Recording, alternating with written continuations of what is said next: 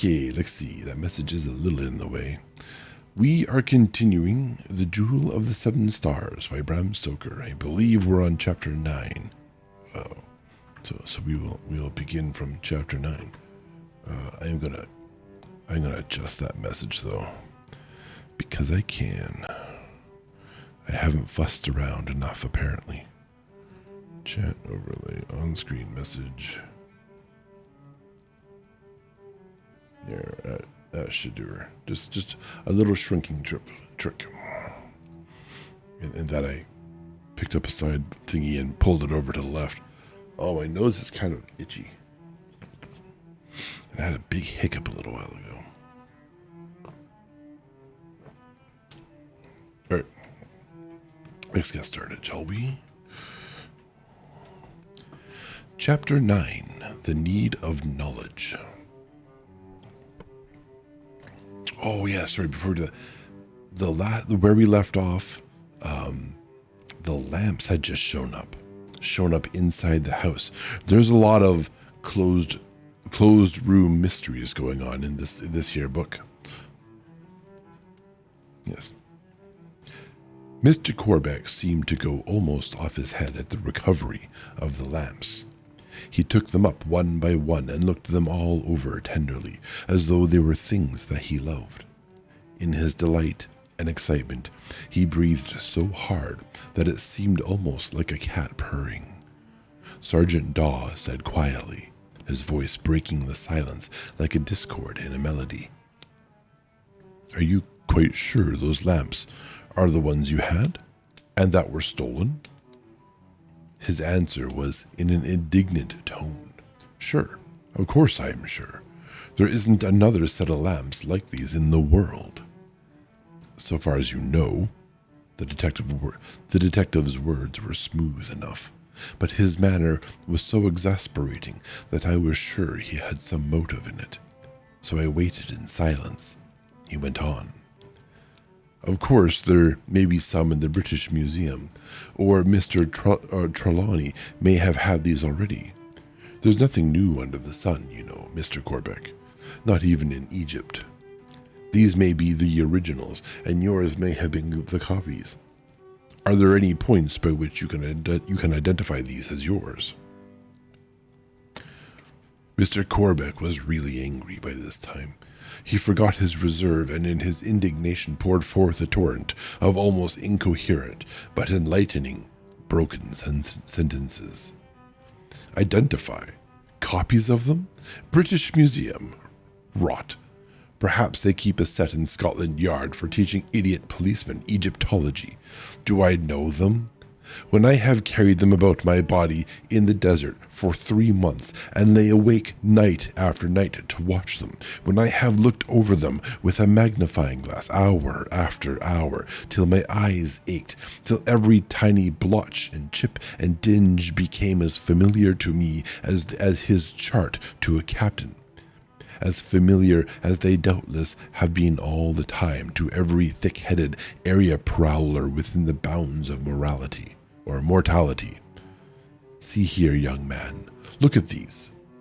He ranged the lamps in a row on the top of the cabinet. "Did you ever see a set of lamps? A set of lamps of these shapes? Of any one of these shapes? Look at these dominant figures on them. Did you ever see so complete a set, even in Scotland Yard, even in Bow Street? Look. On each one, the 7 forms of Hathor. Look at that figure of the Ka of a princess of the 2 Egypts, standing between Ra and Osiris, in the boat of the dead, with the eye of sleep, supported on legs bending before her. Of Harmachis. It could be Harmachis. Who knows? Rising in the north. Will you find that in the British Museum, or maybe, or Bow Street, or perhaps your studies in the Giza Museum, or the Fitzwilliam, or Paris, or Leyden, or Berlin? have shown you that the episode is common in, oh, good Lord. Here it just says hieroglyphics. I'm getting intimidated by words already. And that this is only a copy. Perhaps you can tell me what that figure of the Ptah Seeker Azor, the Ptah Seeker Azor, holding the tet wrapped in the scepter of papyrus means. Not it's scepter of papyrus means. Did you ever see it before, even in the British Museum or Giza or Scotland Yard? He broke off suddenly, and then went on in quite a different way. Look here. It seems to me that the thick-headed idiot is myself. I beg your pardon, old fellow, for my rudeness. I quite lost my temper at the suggestion that I do not know these lamps. You don't mind, do you? The detective answered heartily. Lord, sir, not I. I like to see folks angry when I am dealing with them, whether they are on my side or the other. It is when people are angry that you learn the truth from them. I keep cool. That is my trade. Do you know, you have told me more about those lamps in the past 2 minutes than when you filled me up with details of how to identify them. Mr. Corbeck grunted. He was not pleased at having given himself away. All at once he turned to me and said in his natural way, Now, tell me how you got them back. I was so surprised that I said without thinking, We didn't get them back. The traveler laughed openly. What on earth do you mean? He asked. You didn't get them back. Why were they Why there they are before your why there they are before your eyes. Okay, that's not what I expected. We found you looking at them when we came in. By this time I had recovered my surprise and had my wits about me. Why, that's just it, I said. We had only come across them by accident at that very moment.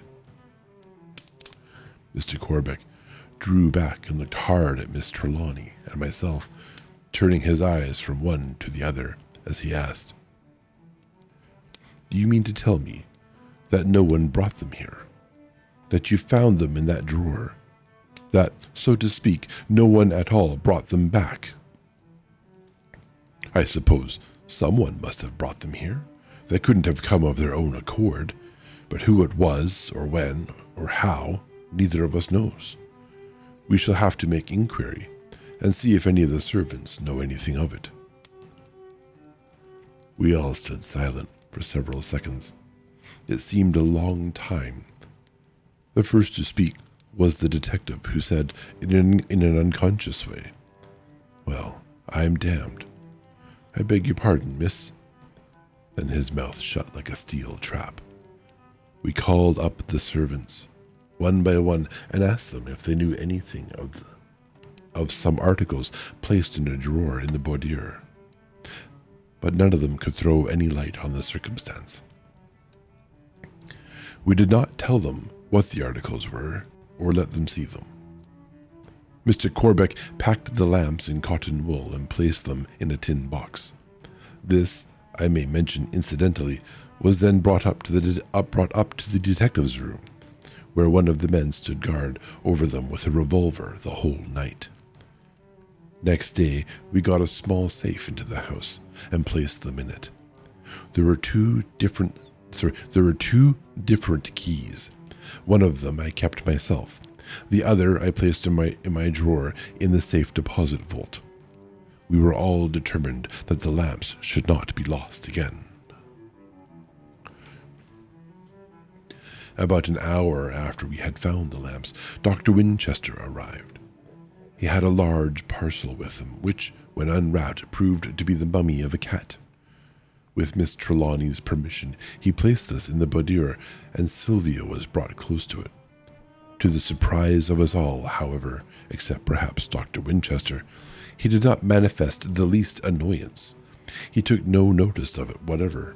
He stood on the table close beside it, purring loudly. Then, following out his plan, the doctor brought him into Mr. Trelawney's room, we all following. Dr. Winchester was excited, Miss Trelawney anxious. I was more than interested myself, for I began to have a glimmering of the doctor's idea. Sorry, boudoir? Yes, boudoir, exactly. What a horrible word. A boudoir. Dr. Winchester was excited. I was more than interested myself, for I began to have a glimmering of the doctor's idea. The detective was calmly and coldly superior, but Mr. Corbeck, who was an enthusiast, was full of eager curiosity. The moment Dr. Winchester got into the room, Silvio began to mew and wriggle, and jumping out of his arms, ran over to the cat mummy and began to scratch angrily at it. Miss Trelawney had some difficulty in taking him away, but as soon as he was out of the room, he became quiet. When she came back, there was a clamor of comments. "I thought so," from the doctor. "What can it mean?"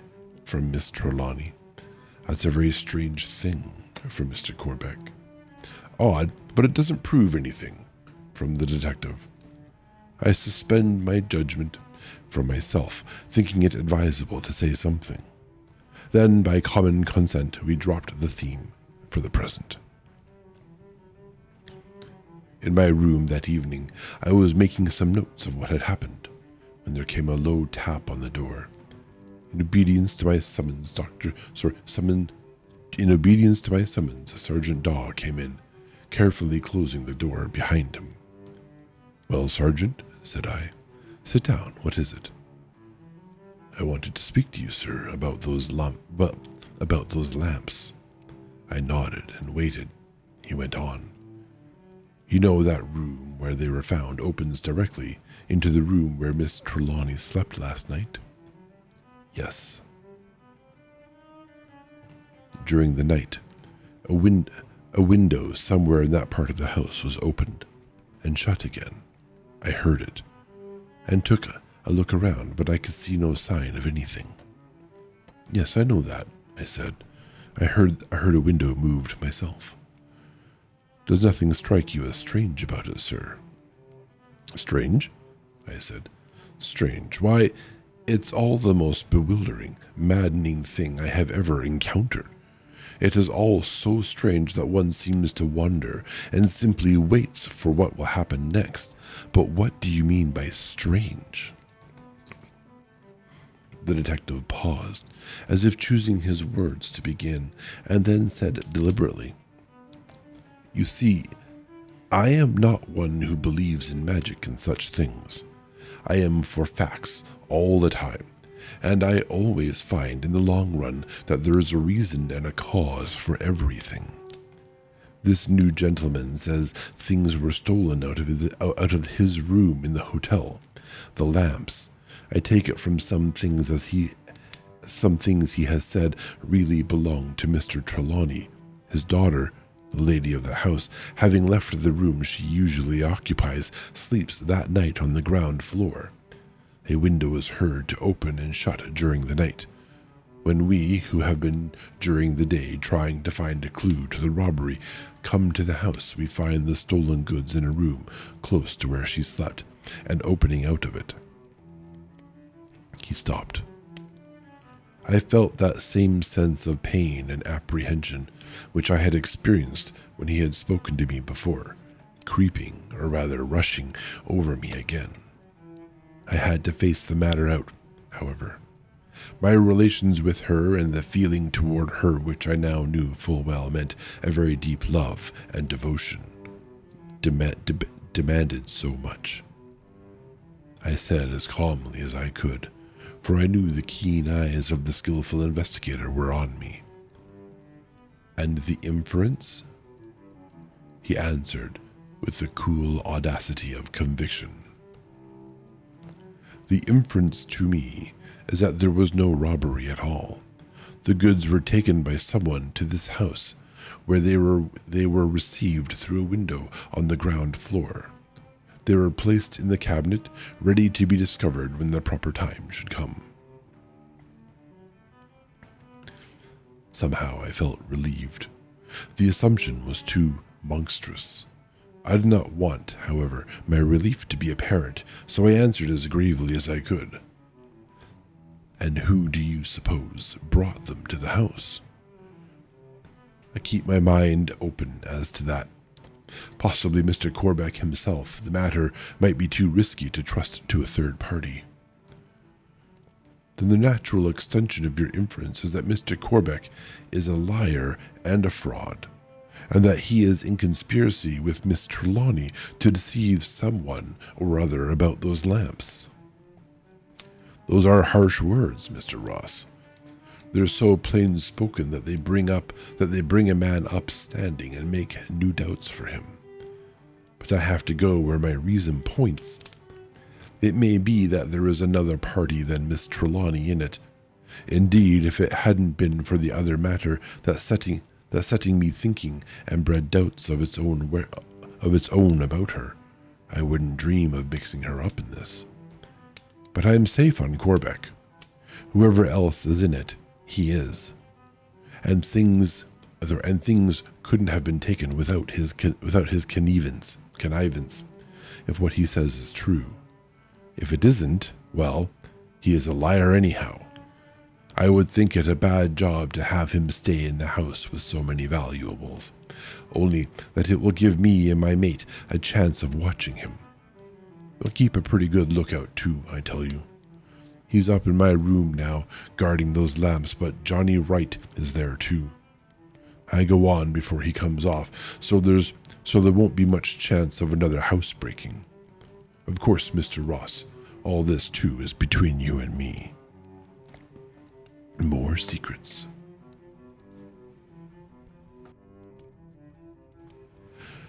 Quite so, and you may depend on my silence, I said, and he went away to keep a close eye on the Egyptologist.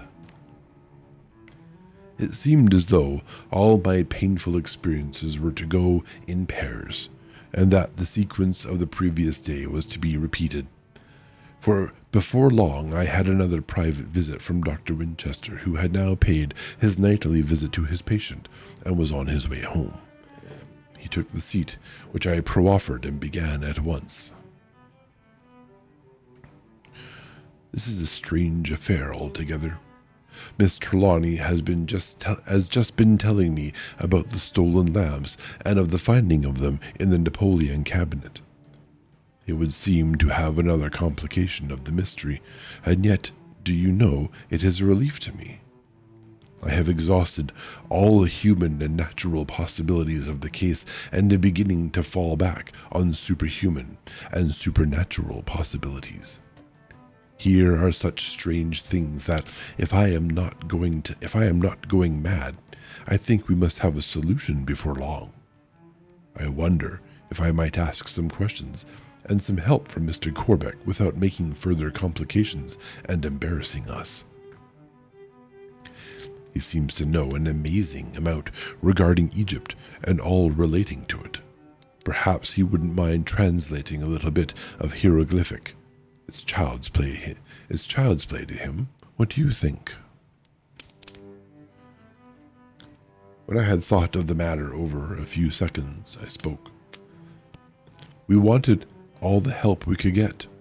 For myself, I had perfect confidence in both men, and any comparing notes or mutual assistance might bring good results. Such could hardly bring evil. By all means, I should ask him. He seems an extraordinarily learned man in Egyptology, and he seems to me a good fellow, as well as an enthusiast. By the way, it will be necessary to be a little guarded as to whom you speak regarding any information which he may give you. Of course, he answered. Indeed, I should not dream of saying anything to anybody except yourself. Mr. Ross sure enjoys a lot of confidence in people he's never met before. Oh, well, that's not entirely true, actually. They've known each other for a while, a bunch of them. Oh, no, this is itchy, sorry. No, shit, where was I? Accept yourself. Accepting yourself. We have to remember that when Mr. Trelawney recovers, he may not like to think that we have been chattering unduly over his affairs. Look here, I said. Why not stay for a while, and I shall ask him to come and have a pipe with us. We can then talk things over, or talk over things even. He acquiesced, and so I went to the room where Mr. Corbeck was and brought him back with me. I thought the detectives were pleased at his going. On the way to my room, he said, I don't half like leaving those things there, with only those men to guard them. They're a deal sight too precious to be left to the police. From which it would appear that suspicion was not confined to Sergeant Daw. Mr. Corbeck and Dr. Winchester, after a quick glance at each other, became at once on most friendly terms. The traveler professed his willingness to be of any assistance which he could, provided, he added, that it was anything about which he was free to speak. This was not very promising, but Dr. Winchester began at once. I want you, if you will, to translate some hieroglyphic for me. Certainly, and with the greatest pleasure, so far as I can, for I may tell you that hieroglyphic writing is not quite mastered yet, though we are getting at it. What is the inscription? There are two, he answered. One of them I shall bring here. He went out, and returned in a minute with the mummy cat which he had that evening introduced to Silvio. The scholar took it, and after a short examination said, There is nothing especial in this. It is an appeal to Bast, the lady of Bubastis, to give her good bread and milk in the Egyptian fields. There may be more inside, and if you will care to unroll it, I will do my best. I do not think, however, that there is anything special. From the method of wrapping, I should say it is from the Delta, and of a late period, when such mummy work was common and cheap. What is the other inscription you wish me to see? The inscription on the mummy cat in Mr. Trelawney's room. Mr. Corbeck's face fell. No, he said, I cannot do that. I am, for the present at all events, practically bound to secrecy regarding any of the things in Mr. Trelawney's room. Dr. Winchester's comment and my own were made at the same moment. I said only one word, checkmate, from which I think he may have gathered that I guessed more of his idea and purpose than perhaps I had intentionally conveyed to him. He murmured, practically bound to secrecy? Mr. Corbeck at once took up the challenge conveyed. Do not misunderstand me. I am not bound by any definite pledge of secrecy, but I am bound in honor to respect Mr. Trelawney's confidence given to me, I may tell you, in a very large measure. It's a brag. It's a brag is what that is. Regarding many of the objects in his room, he has a definite purpose in view, and it would not be either right or becoming of me, his trusted friend and confidant, to forestall that purpose. Mr. Trelawney, you may know, or rather, you do not know, or you would have not so construed my remark, is a scholar, a very great scholar. He has worked for years toward a certain end.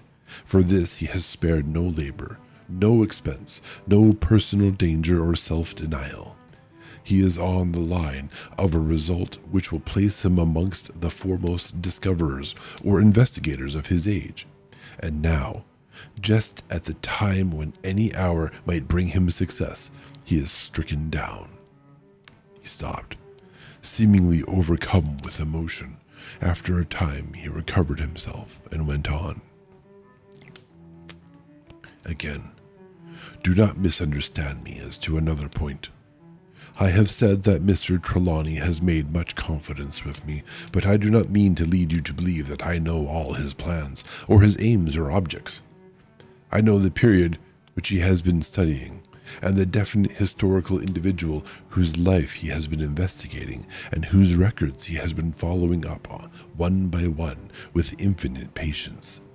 But beyond this, I know nothing. That he has some aim or object in the completion of this knowledge, I am convinced. What it is, I may guess, but I must say nothing. Please do remember, gentlemen, that I have voluntarily accepted the position of recipient of a partial confidence.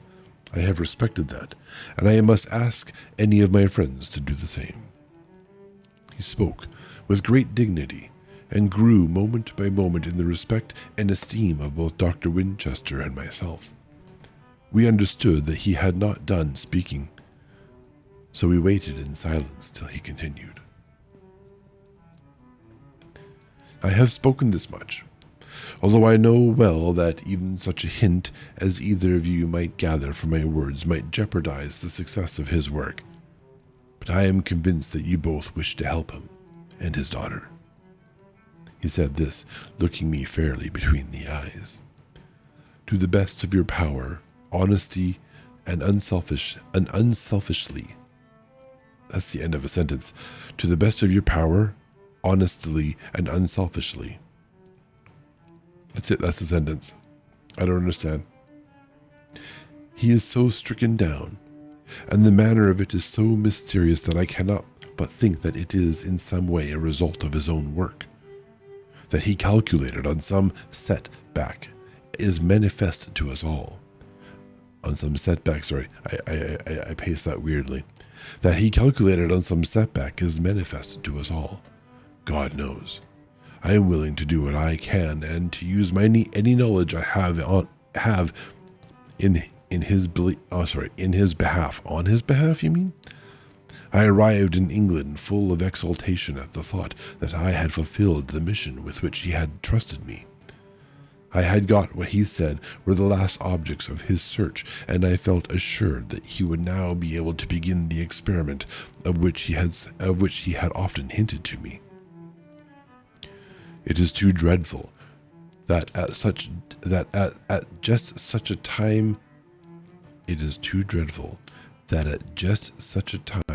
such a calamity should have befallen on him.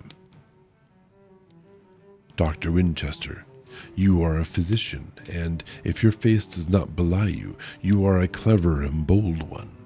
Is there no way which you can devise to wake this man from his unnatural stupor? There was a pause, and the answer came slowly and deliberately. There is no ordinary remedy that I know of. There might possibly be some extraordinary one, but there would be no use in trying to find it, except on one condition. And that? Knowledge. I am completely ignorant of Egyptian matters, language, writing, history, secrets, medicines, poisons, occult powers. All that go up to make the mystery of that mysterious land. This disease or condition or whatever it may be called, from which Mr. Trelawney is suffering, is in some way connected with Egypt. I have had a suspicion of this from the first, and later it grew into a certainty, though without proof. What you have said tonight confirms my conjecture, and makes me believe that a proof is to be had. I do not think that you quite know all that has gone on in this house since the night of the attack, of the finding of Mr. Trelawney's body. Now I propose that we confide in you. If Mr. Ross agrees, I shall ask him to tell you. He is more skilled than I am in putting facts before other people. He can speak by his brief, and in this case he has the best of all briefs. The experience of his own eyes and ears, and the evidence that he has himself taken on the spot from the precipitators in or spectators of what has happened. When you know all, you will, I hope, be in a position to judge as to whether you can best help Mr. Trelawney and further his secret wishes by your silence or your speech.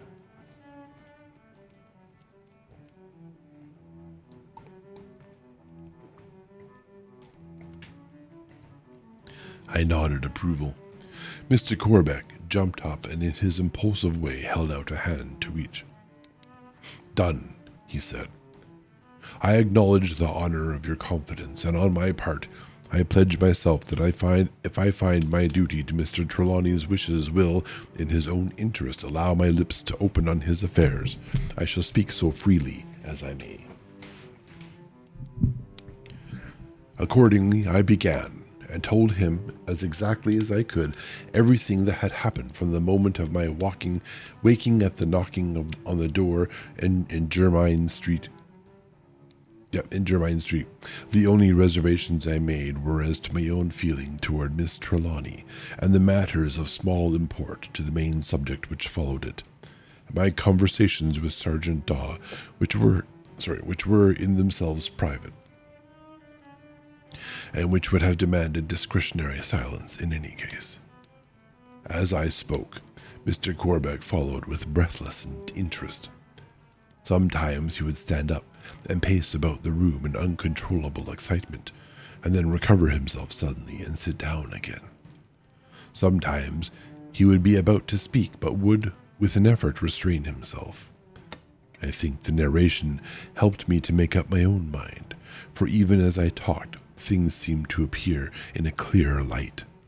Things big and little, in relation of their importance to the case, fell into proper perspective.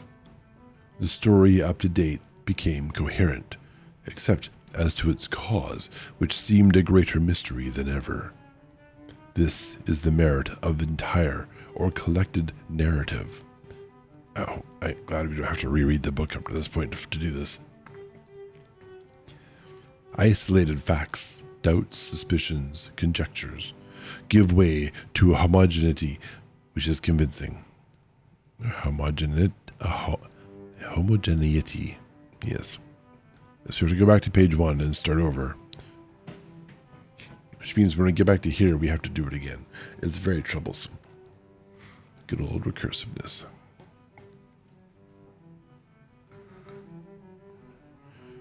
That Mr. Corbeck was convinced was evident.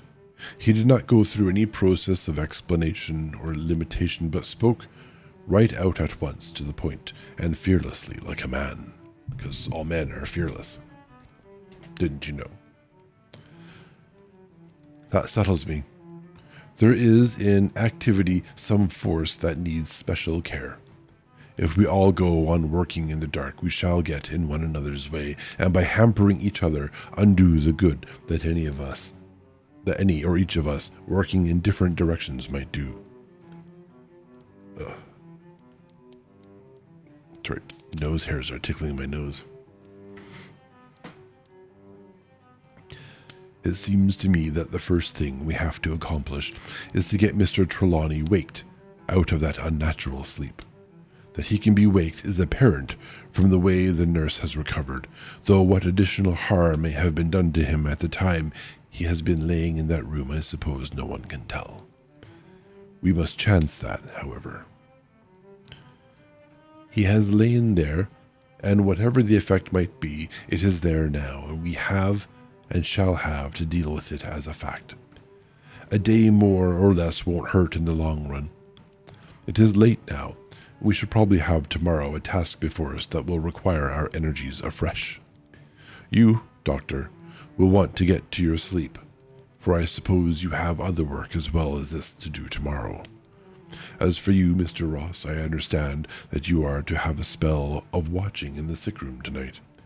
I shall get you a book which will help pass the time for you. I shall go and look for it in the library. I know where it is, and when I was here last, and I don't suppose Mr. Trelawney has used it since. He knew long ago all that was in it, which was or might be of interest to him.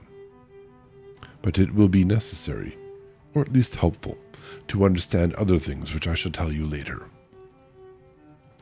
You will be able to tell Dr. Winchester all that would aid him, for I take it that our work will branch out pretty soon.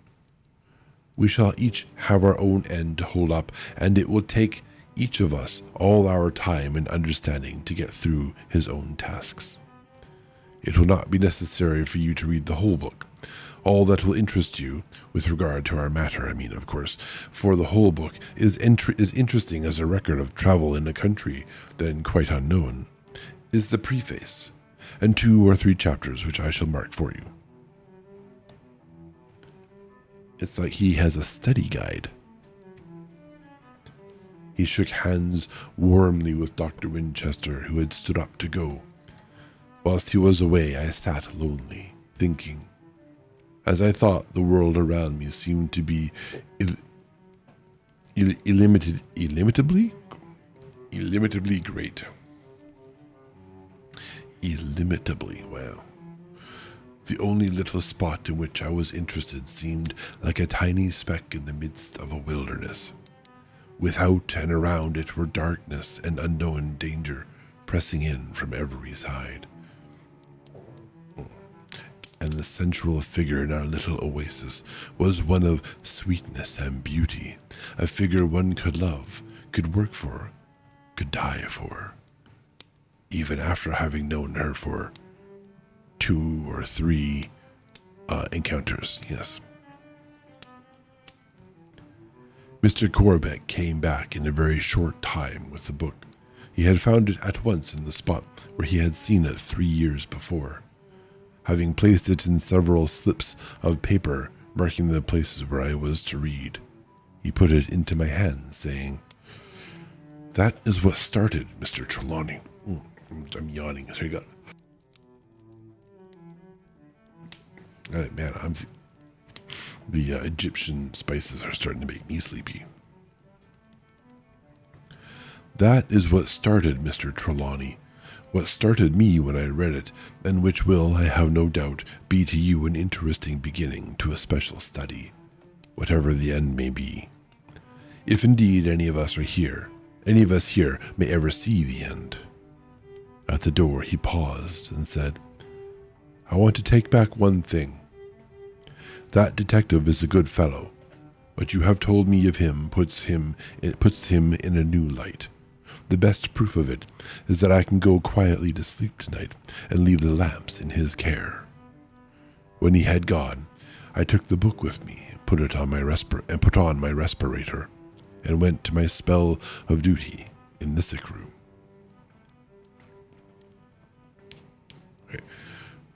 We got like 4 minutes till ads, so we're just going to run them now. We're between chapters. It just seems like a good idea. So we'll do that, and we'll be back at it.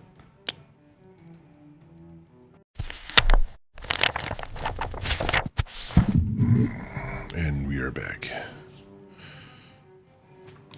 All right. Chapter 10, The Valley of the Sorcerer. I placed the book on the little table on which the shaded lamp rested and moved the screen to one side. Thus I could have the light on my book, and by looking up, see the bed and the nurse and the door.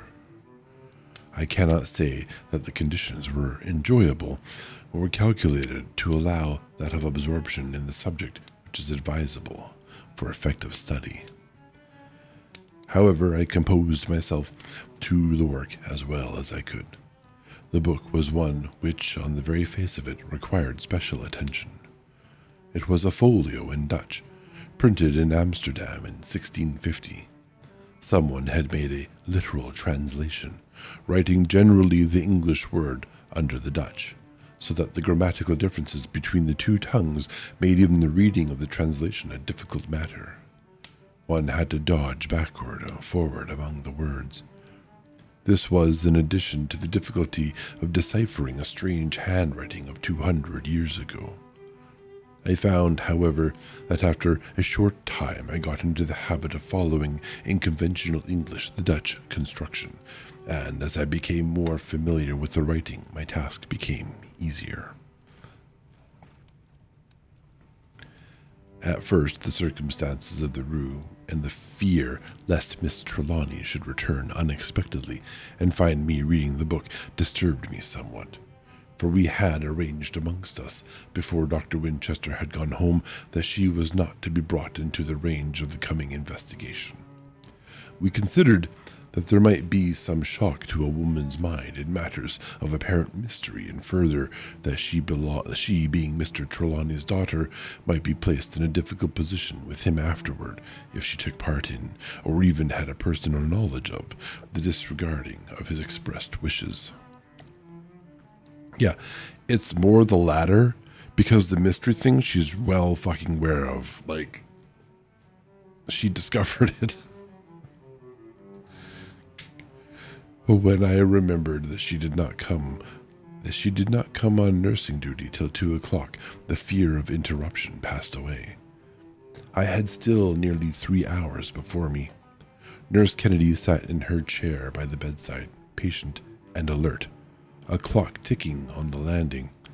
Other clocks in the house ticked. The life of the city without manifested itself in the distant hum, now and again swelling into a roar as a breeze floating westward took the concourse of sounds with it. But still, the dominant idea was of silence. The light on my book and the soothing fringe of green silk round the shade intensified. Whenever I looked up, the gloom of the sick room. With every line I read, this seemed to grow deeper and deeper, so that when my eyes came back to the page, the light seemed to dazzle me. I stuck to my work, however, and presently began to get sufficiently into the subject to become interested in it. The book was by one Nicholas Van Hugh of Hoorn. I would say Horn, but there's 2 O's. In the preface, he told how, attracted by the work of John Greaves of Meryton College, oh my goodness, Pyramidographia, he himself visited Egypt, where he became so interested in its wonders that he devoted some years of his life to visiting strange places and exploring the ruins of many temples and tombs. He had come across many variants of the story of the building of the pyramids as told by the Arabian historian Ibn Abd al-Hokan. Hope I didn't butcher that. Some of which he set down. These I did not stop to read, but went on to the marked pages. Soon as I began to read these, however, there grew on me some sense of a disturbing influence. Once or twice I looked to see if the nurse had moved, for there was a feeling as though someone were near me. Nurse Kennedy sat in her place, as steady and alert as ever, and I came back to my book again. The narrative went on to tell how, after passing for several days through the mountains to the east of Aswan, the explorer came to a certain place. Here, I give his own words, simply putting the translation into modern English. How convenient for us. Toward evening, we came to the entrance of a narrow, deep valley, running east and west. I wished to proceed through this, for the sun, now nearly down on the horizon, showed a wide opening beyond the narrowing of the cliffs. But the Fellaheen absolutely refused to enter the valley at such a time, alleging that they might be caught by the night before they could emerge from the other end. At first, they would give no reason for their fear. They had hitherto gone anywhere I wished and at any time, without demur. On being pressed, however, they said that the place was the Valley of the Sorcerer, where none might come in the night. On being asked to tell of the sorcerer, they refused, saying that there was no name, and that they knew nothing. On the next morning, however, when the sun was up and shining down the valley, their fears had somewhat passed away. And they told me that a great sorcerer in ancient days, millions of years was the term they used, a king or a queen, they could not say which, was buried there.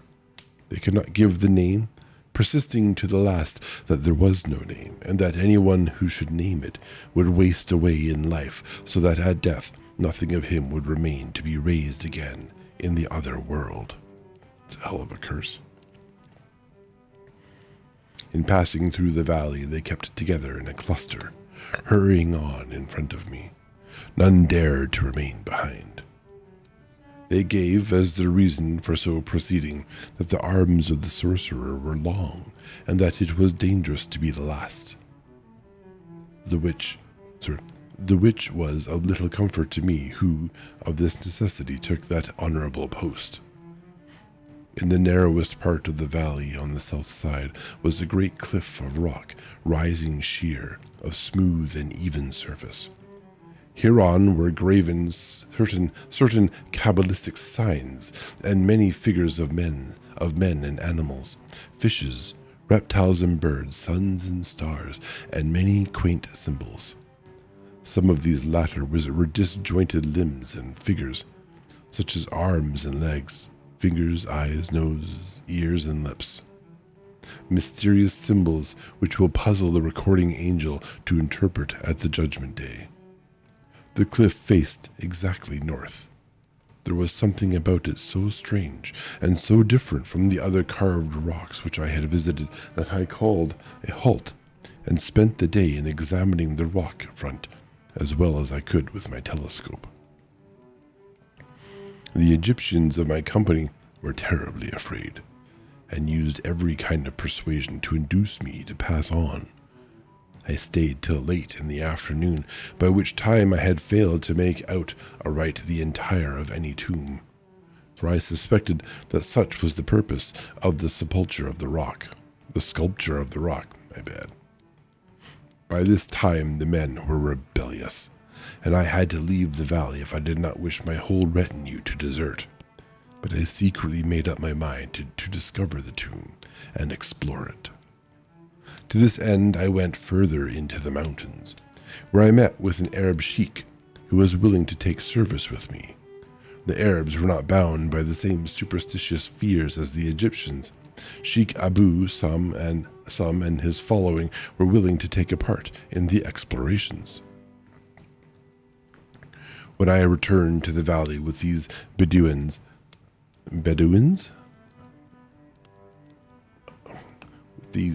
I made effort to climb the face of the rock, but failed. It being one of impenetrable smoothness. Bedouins, yes. Words. Silly words. Yes, impenetrable smoothness. The stone, generally flat and smooth by nature, had been chiseled to completeness. You know, I think nature would smooth it out a lot more than a chisel would, but anyways. That there had been projecting steps was manifest, for they remained untouched by the wondrous climate of that strange land, the marks of saw and chisel and mallet where steps had been cut or broken away. Fair enough. Being thus baffled of winning the tomb from below, and being unprovided with ladders to scale, I found a way by much circuitous journeying to the top of the cliff. Thence I caused myself to be lowered by ropes, till I had investigated that portion of the rock face wherein I expected to find the opening. I found that there was an entrance, closed, however, by a great stone slab. This was cut in the rock more than 100 feet up, being 2/3 the height of the cliff. The hieroglyphic and cabalistic symbols cut in the rock were so managed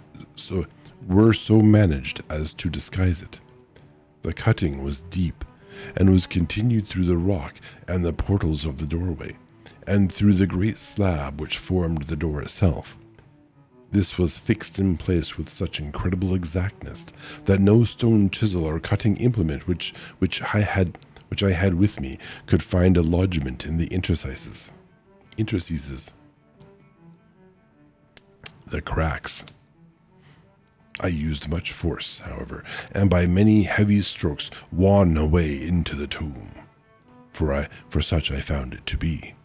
The stone door having fallen into the entrance, I passed over it into the tomb, noting as I went a long iron chain which hung coiled on a bracket close to the doorway. The tomb I found to be complete, after the manner of the finest Egyptian tombs, with chamber and shaft leading down to the corridor, ending in the mummy pit. It had the table of pictures, which seems some kind of record, whose meaning is now forever lost, engraven in a wondrous color on a wondrous stone. All the walls of the chamber and the passage were carved with strange writings in the uncanny form mentioned. Hang on, I heard my damn phone. We're gonna fix my phone. Silly phone making sounds and noises. Do not disturb. Yes, bad phone.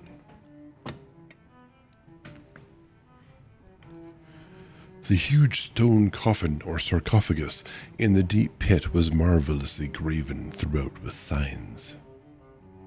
The Arab chief and the two others who ventured into the tomb with me, and who were evidently used to such grim explorations, managed to take the cover from the sarcophagus without breaking it, at which they wondered, for such good fortune, they said, did not usually attend such efforts. Indeed, they seemed not over careful, and did handle the various furniture of the tomb with such little concern that, only for its great strength and thickness, even the coffin itself might have been injured, which gave me much concern, for it was very beautifully wrought of rare stone, such as I had no knowledge of.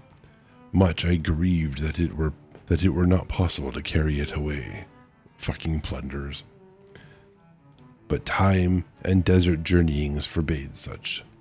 I could only take with me such small matters as could be carried on the person. Yeah, it's a damn shame you can't rob the fucking place of everything that it has. This was considered a pity and a shame, yes. Within the sarcophagus was a body, manifestly of a woman, swathed with many wrappings of linen, as is usual with all mummies. From certain embroiderings thereon, I gathered that she was of high rank. Across the breast was one hand, unwrapped. In the mummies which I had seen, the arms and hands are within the wrappings, and certain adornments of wood, shaped and painted to resemble arms and hands, lie outside the enwrapped body. But this hand was strange to see, for it was the real hand of her who lay enwrapped there, the arm projecting from the cerements being of flesh, seemingly made as like marble in the process of embalming. Arm and hand were of dusky white, being of the hue of ivory that hath lain long in air. The skin and the nails were complete and whole, as though the body had been placed for burial overnight. I touched the hand and moved it, the arm being something flexible as a live arm, though stiff with long disuse, as are the arms of those fakirs which I have seen in the Indies. There was, too, an added wonder that on this ancient hand were no less than 7 fingers, the same all being fine and long and of great beauty. Sooth to say, it made me shudder, and my flesh creep to touch that hand had lain there for undisturbed for so many thousands of years, and yet was like unto living flesh. Underneath the hand, as though guarded by it, lay a huge jewel of ruby, a great stone of wondrous bigness, for the ruby is in the main a small jewel. This one was of wondrous color, being as of a fine blood whereon the light shineth. But its wonder lay not in its size or color, though these were, as I have said, of priceless rarity, but in that the light of it shone from 7 stars, each of 7 points, as clearly as though the stars were in reality there imprisoned. When the hand was lifted, the sight of that wondrous stone lying there struck me with a shock almost to momentary paralysis. I stood gazing on it, as did those with me, as though it were that faded head of the Gorgon Medusa with the snakes in her hair, whose sight struck into stone those who beheld. So strong was the feeling that I wanted to hurry away from the place. So too those with me. Therefore, taking this rare jewel, together with certain amulets of strangeness and richness being wrought of jewel stones, I made haste to depart. I would have remained longer and made further research in the wrappings of the mummy, but I feared to do so, for it came to me all at once that I was in a desert place, with strange men who were with me because they were not over-scrupulous, that we were in a lone cavern of the dead, 100 feet above the ground, where none could find me, where none could find me were ill done to me, nor would any ever seek. But in secret, I determined that I would come again, though with more secure following. Moreover, I was tempted to seek further, as in examining the wrappings I saw many things of strange import in that wondrous tomb, including a casket of eccentric shape made of some strange stone, which methought might have contained other jewels, inasmuch as it had secured lodgment in the great sarcophagus itself. There was in the tomb also another coffer, which, though of rare proportion and adornment, was more simply shaped. It was of ironstone, of great thickness, but the cover was lightly cemented down with what seemed gum and Paris plaster, as though to ensure that no air could penetrate. The Arabs with me so insisted in its opening, thinking that from its thickness much treasure was stored therein, that I consented thereto. But their hope was a false one, as it proved. Within, closely packed, stood 4 jars, finely wrought and carved with various adornments. Of these, one was the head of a man, another of a dog, another of a jackal, and another of a hawk. I had before known that such burial urns as these were used to contain the entrails and other organs of the mummied dead. But on opening these, for the fastening of wax, though complete, was thin and yielded easily, we found that they held but oil. The Bedouins, spilling most of the oil in the process, groped with their hands in the jars, lest treasure should have been there concealed. But their searching was of no avail. No treasure was there. I was warned of my danger by seeing in the eyes of the Arabs certain covetous glances, whereon, in order to hasten their departure, I wrought upon those fears of superstition which even in these callous men were apparent. The chief of the Bedouins ascended from the pit to give the signal to those above to raise us, and I, not caring to remain with the men whom I mistrusted, followed him immediately. The others did not come at once, from which I feared that they were rifling the tomb afresh on their own account. I refrained to speak of it, however, lest worse should befall. At last they came. One of them, who ascended first, in landing at the top of the cliff, lost his foothold and fell below. He was instantly killed. The other followed, but in safety. The chief came next, and I came last. Before coming away, I pulled into its place again, as well as I could, the slab of stone that covered the entrance to the tomb. I wished, if possible, to preserve it for my own examination should I come again. When we all stood on the hill above the cliff, the burning sun that was bright and full of glory was good to see after the darkness and strange mystery of the tomb. Even was I glad that the poor Arab who fell down the cliff and lay dead below lay in the sunlight and not in that gloomy cavern.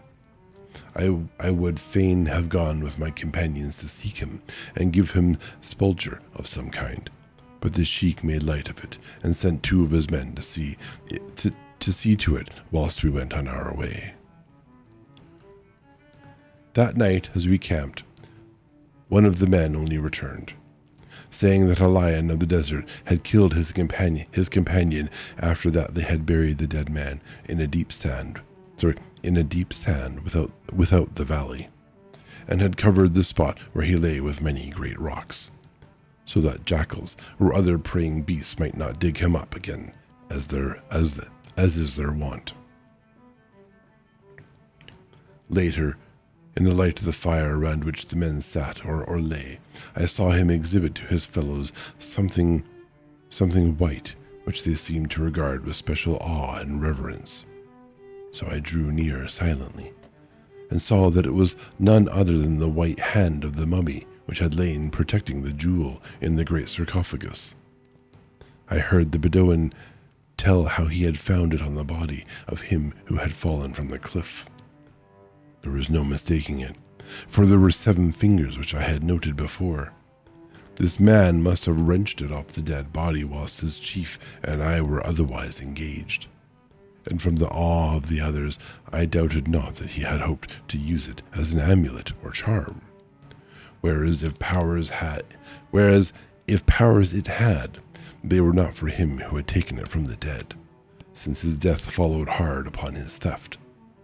Already his amulet had an awesome baptism, for the wrist of the dead hand was stained with red as though it had been dipped in recent blood.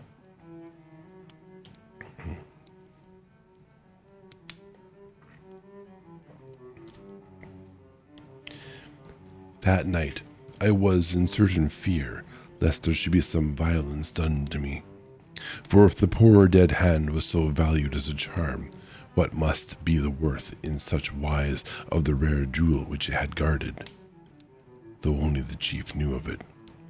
My doubt was perhaps even greater, for he could so order matters as to have me at his mercy when he would. I guarded myself, therefore, with wakefulness, so well as I could. My pacing is really screwed up tonight.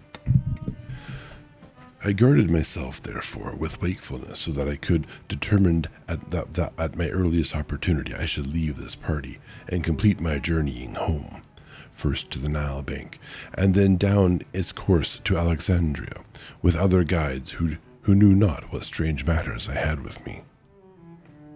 At last there came over me a disposition of sleep, so potent that I felt it would be resistless. Fearing attack, or that being searched in my sleep, the Bedouin might find the star jewel, which he had seen me place with others in my dress, I took it out unobserved and held it in my hand.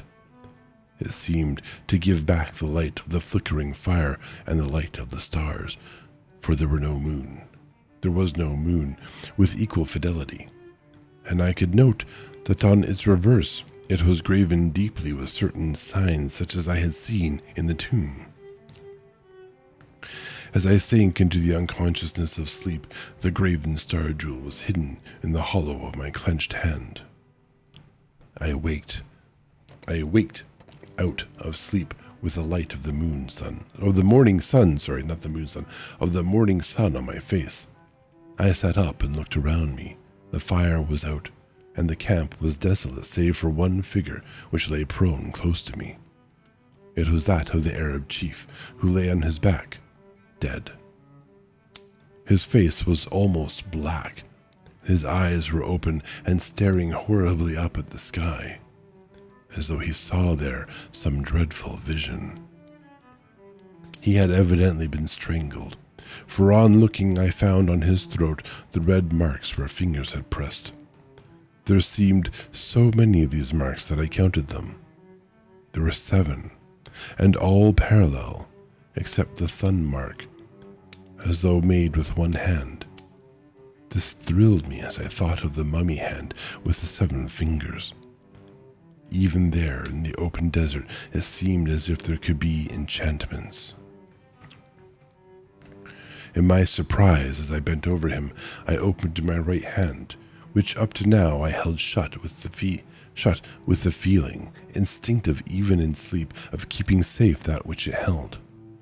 As I did so, The star jewel held there fell out and struck the dead man on the mouth. Mirabile dictu.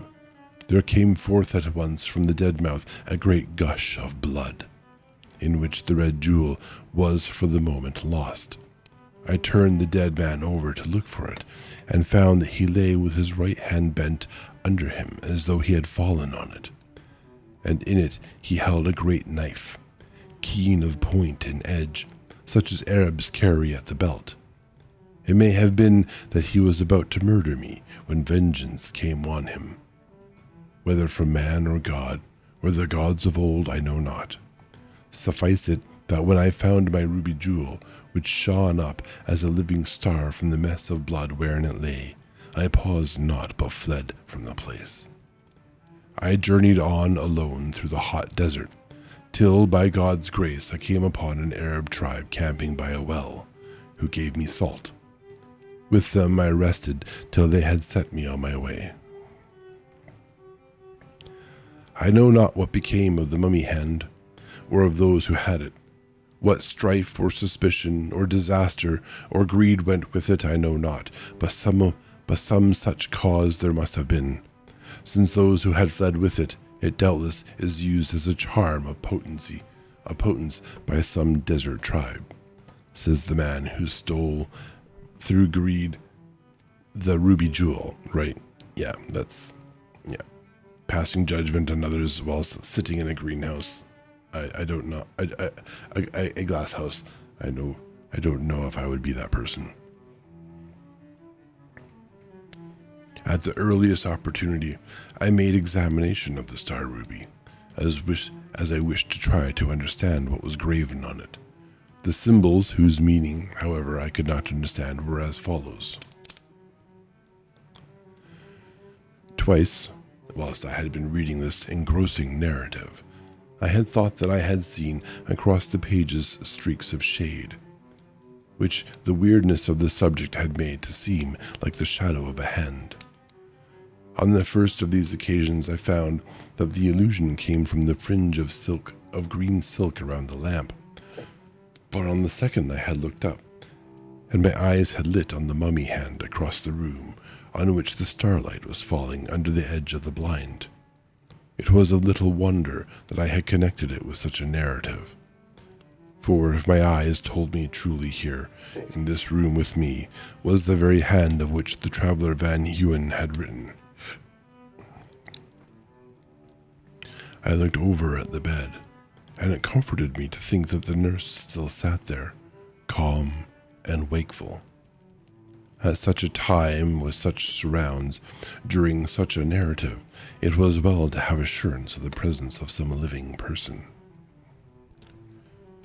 I sat looking at the book on the table before me, and so many strange thoughts crowded on me that my mind began to whirl. It was almost as if the light on the white fingers in front of me was beginning to have some hypnotic effect. All at once, all thoughts seemed to stop, and for an instant the world and time stood still. There lay a real hand across the book. What was there to so overcome me as was the case? I knew the hand that I saw in the book, and loved it. Margaret Trelawney's hand was a joy to me to see, to touch, and yet at that moment, coming after other marvelous things, it had a strangely moving effect on me. It was but momentary, however, and had passed even before her voice had reached me. What disturbs you? What are you staring at the book for? I thought for an instant that you must have been overcome again. I jumped up. I was reading, I said, an old book from the library. As I spoke, I closed it and put it under my arm. I shall now put it back, as I understand that your father wishes all things, especially books, kept in their proper places.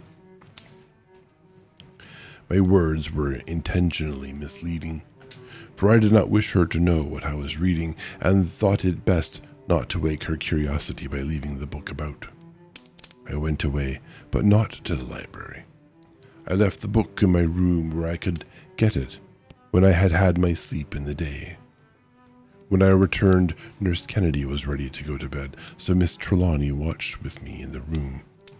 I did not want any book whilst she was present. We sat close together and talked in a whisper whilst the moments flew by. It was with surprise that I noted the edge of the curtains changing from gray to yellow light. What we talked of had nothing to do with the sick man, except insofar that all which concerned his daughter must ultimately concern him. But they had nothing to say to Egypt, or to mummies, or the dead, or caves, or the Bedouin chiefs. I could well take note in the growing light that Margaret's hand had not 7 fingers, but 5, for it lay in mine. When Dr. Winchester arrived in the morning and had made his visit to his patient, he came to see me as I sat in the dining room having a little meal. Breakfast or supper, I hardly knew which it was, before I went to lie down. Mr. Corbeck came in at the same time, and we resumed our conversation where we had left it the night before. I told Mr. Corbeck that I had read the chapter about the finding of the tomb, and that I thought Dr. Winchester should read it too. The latter said that, if he might, he would take it with him. He had that morning to make a railway journey to Ipswich, and would read it on the train. He said he would bring it back with him when he came again in the evening. I went out to my room to bring it down, but could not find it anywhere. I had a distinct recollection of having left it on the table beside my bed when I had come up after Miss Trelawney's going on duty into the sick room. It was very strange, for the book was not of a kind that any of the servants would be likely to take. I had to come back again and explain to the others that I could not find it. When Dr. Winchester had gone, Mr. Corbeck, who seemed to know the Dutchman's work by heart, talked the whole matter over with me. I told him that I was interrupted by a change of nurses, just as I had come to the description of the ring. He smiled as he said, "So far as that is concerned, you need not be disappointed. Not in Van Huyn's time, nor for nearly 2 centuries later, could the meaning of that engraving have been understood. It was only when the work was taken up and followed by Young and Campolion, by Birch and Lepsius and Rosellini and Salvolini, by Marriott Bay and by Wallace Budge and Flinders Petrie, Yes, and the other scholars of their times, that great results ensued, and that the true meaning of the hieroglyphic was known." Yeah, when did the tablet get discovered? I'm pretty sure that's the only time when we really figured things out. And we still don't know everything.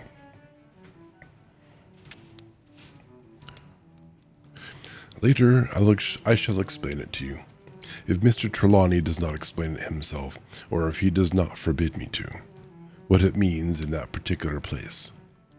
I think it will be better for you to know what followed Van Huyn's narrative, for with the description of the stone, and the account of his bringing it to Holland at the termination of his travels, the episode ends. Ends so far as his book is concerned. The chief thing about the book is that it sets others thinking and acting. Amongst them were Mr. Trelawney and myself. Mr. Trelawney is a good linguist of the Orient, but he does not know northern tongues. As for me, I have a faculty for learning languages, and when I was pursuing my studies in Leyden, I learned Dutch, so that I might more easily make references in the library there. Thus it was that at the very time when Mr. Trelawney, who, in making his great collection of works on Egypt, had, through a bookseller's catalogue, acquired this volume with the manuscript translation, was studying it, I was reading another copy, in original Dutch in Leyden. We were both struck by the description of the lonely tomb in the rock, cut so high up as to be inaccessible to ordinary seekers, with all means of reaching it carefully obliterated. And yet with such an elaborate ornamentation of the smooth surface of the cliff as Van Huyn has described. It also struck us both as an odd thing, for in the years between Van Huen's time and our own, the general knowledge of Egyptian curios and records has increased marvelously. I keep whistling. That in the case of such a tomb, made in such a place, and which must have cost an immense sum of money, there was no seeming record or effigy to point out who lay within. Moreover, the very name of the place, the Valley of the Sorcerer, had, in a prosaic age, attractions of its own. When we met, which we did through his seeking the assistance of other Egyptologists in his work, we talked over this as we did over many other things, and we determined to make search for the mysterious valley, whilst we were waiting to start on the travel, for many things were required which Mr. Trelawney undertook to see to himself. I went to Holland to try if I could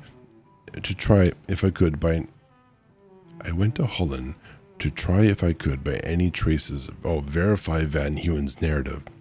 These sentences. And my itchy nose.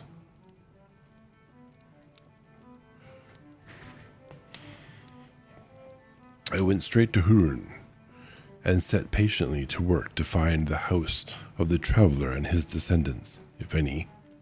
I need not trouble you with details of my seeking and finding.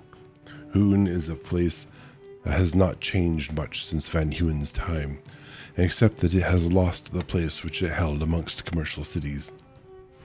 Its externals are such that they had been in such a sleepy old place a century or two does not count for much. I found the house and discovered that none of the descendants were alive.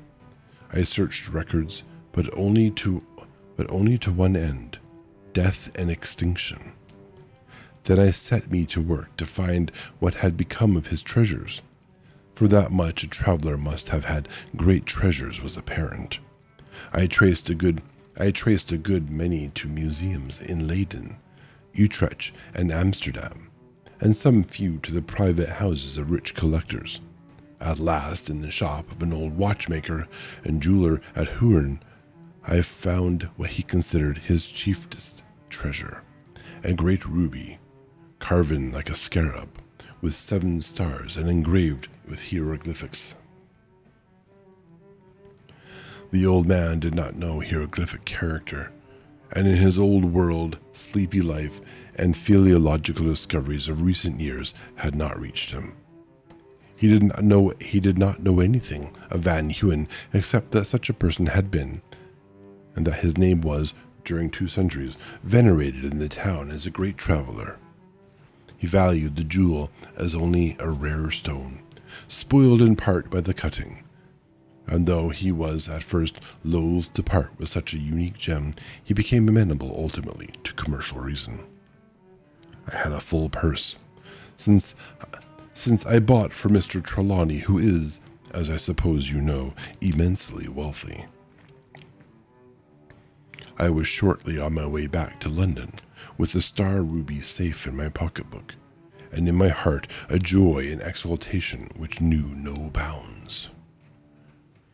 For here we were, with proof of Van Huen's wonderful story. The jewel was put in security in Mr. Trelawney's great safe, and we started out on our journey of exploration in full hope. Mr. Trelawney was, at the last, loath to leave his wife, whom he dearly loved, but she, who loved him equally, knew his longing to prosecute the search, so keeping to herself, as all good women do, all her anxieties, which in her case were special, she bade him follow out his bent. You hear that, women? Even if your anxieties are special, you have a special case of anxieties, all good women keep that shit to themselves. Yep. Always sacrifice yourself for your partner. I'm not sure how lesbian couples going to handle that. There's going to be a little bit of confusion. I guess you both have to sacrifice in silence for the other one. Yeah, that's good. That can only be healthy for you. I think that's how that works. Yeah, it's healthy. Yep. And just let the man do whatever he will do. Yeah, that's right. But like the problem with that is, what if the relationship has no men? What if they are both men? Well, if there's both men, they don't need to worry about women. Silly, hysterical women. Yeah. What a hideous time. Hence the quotation marks. No quotation marks for you.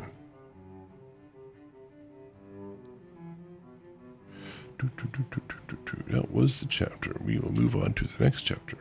Yes, after a little drink.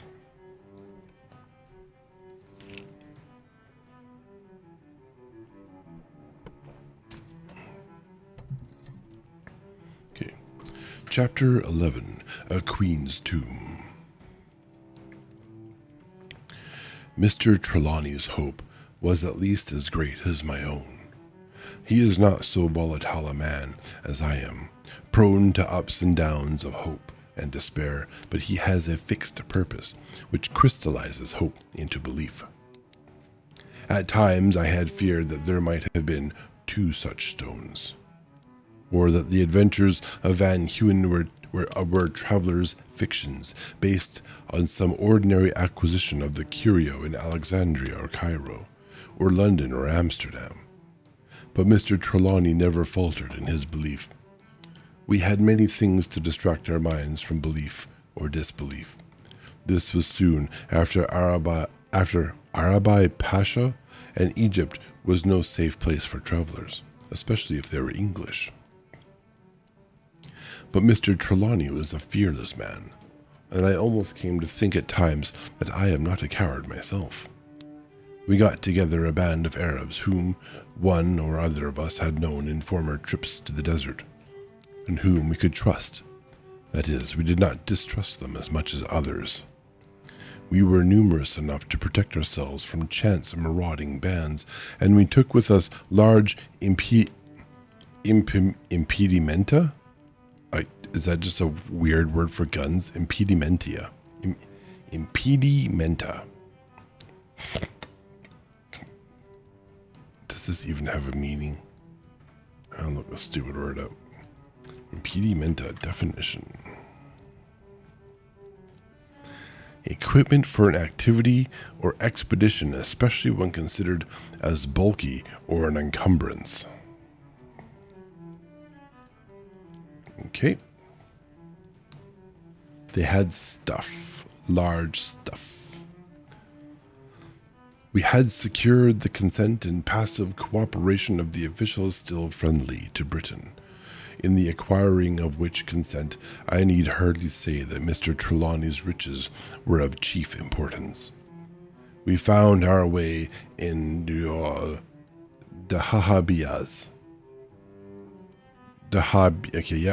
to Aswan, whence, having got some Arabs from the Sheikh and having given our usual bakshish, we set out on our journey through the desert. Yeah, large, big stuff even, that's right. Oh, itchy ear, itchy ear. Oh, yeah, itchy ear. Okay.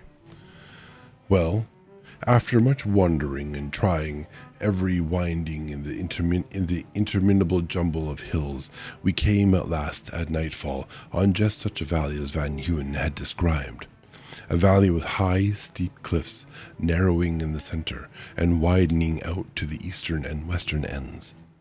At daylight we were opposite the cliff and could easily note the opening high up in the rock and the hieroglyphic figures which were evidently intended originally to conceal it.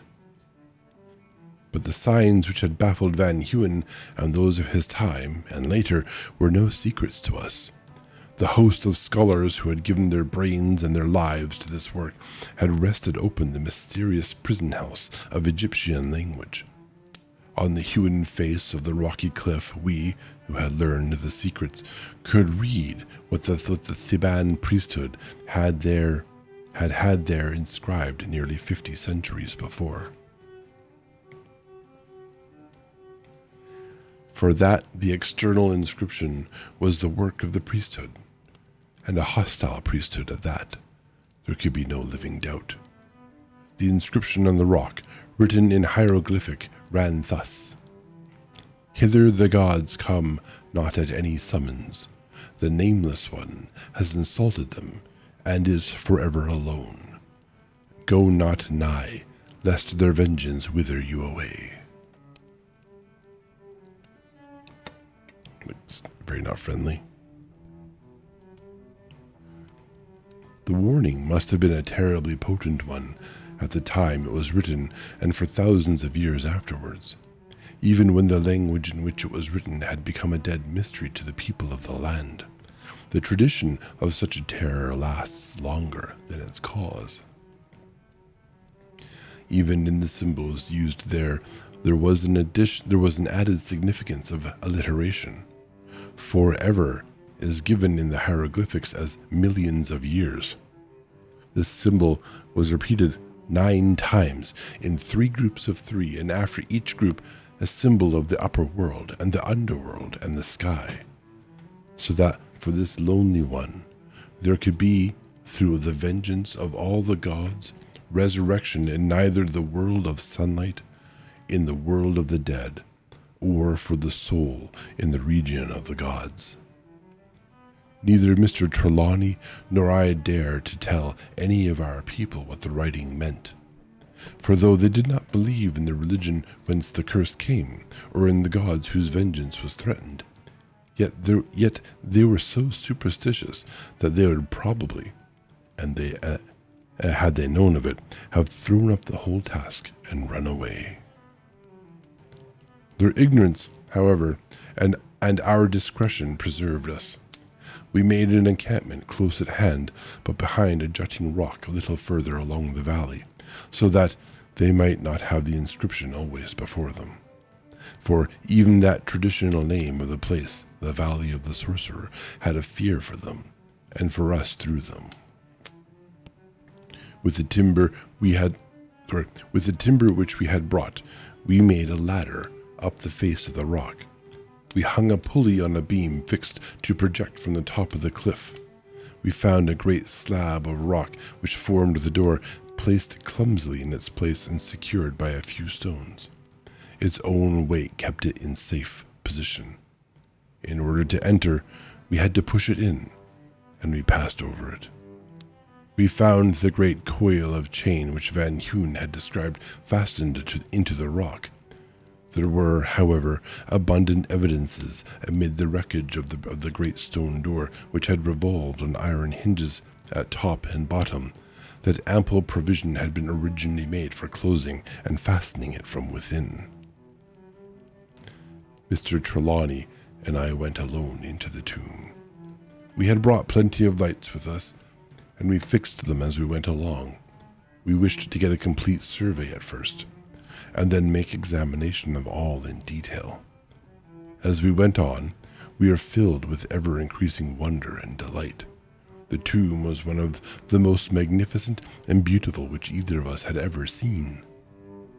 From the elaborate nature of the sculpture and painting, and the perfection of the workmanship, it was evident that the tomb was prepared during the lifetime of her for whose resting place it was intended. The drawing of the hieroglyphic pictures was fine and the coloring superb. And in that high cavern, far away from even the damp of the Nile flood, all was as fresh as when the artists had laid down their palettes.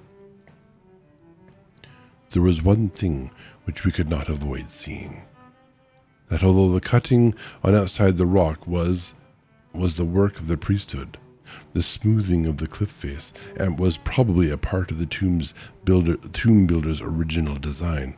The symbolism of the painting and cutting within all gave the same idea.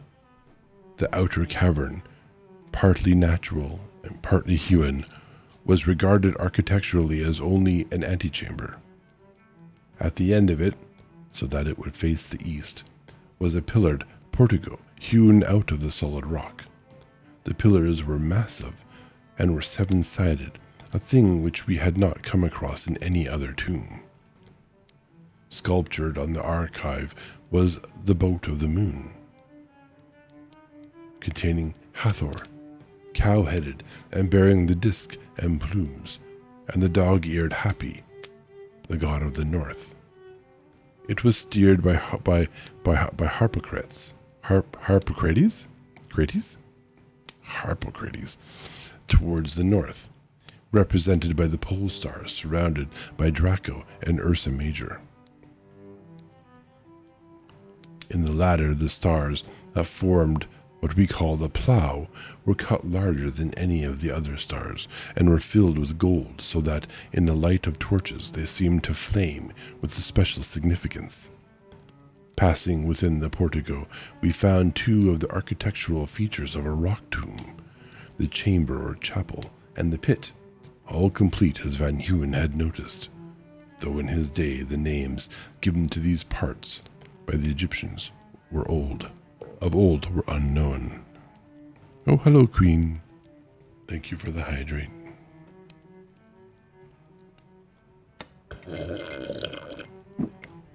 Yeah. Okay, good. We did not die. Excellent. A little slurp break, that's right. How's Queen doing?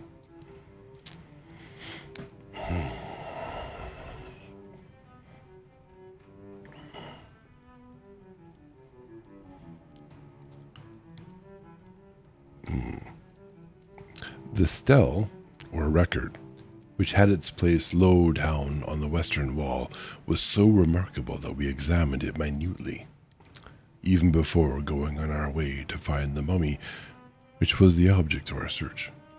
This stele was a great slab of lapis lazuli, cut all over with hieroglyphic figures of small size and of much beauty. The cutting was filled in with some cement of exceeding fineness and of the color of pure vermilion. The inscription begins. Ooh, thank you, Queen, and have a good lurk. We will have a fantastic vacation, probably. All intents.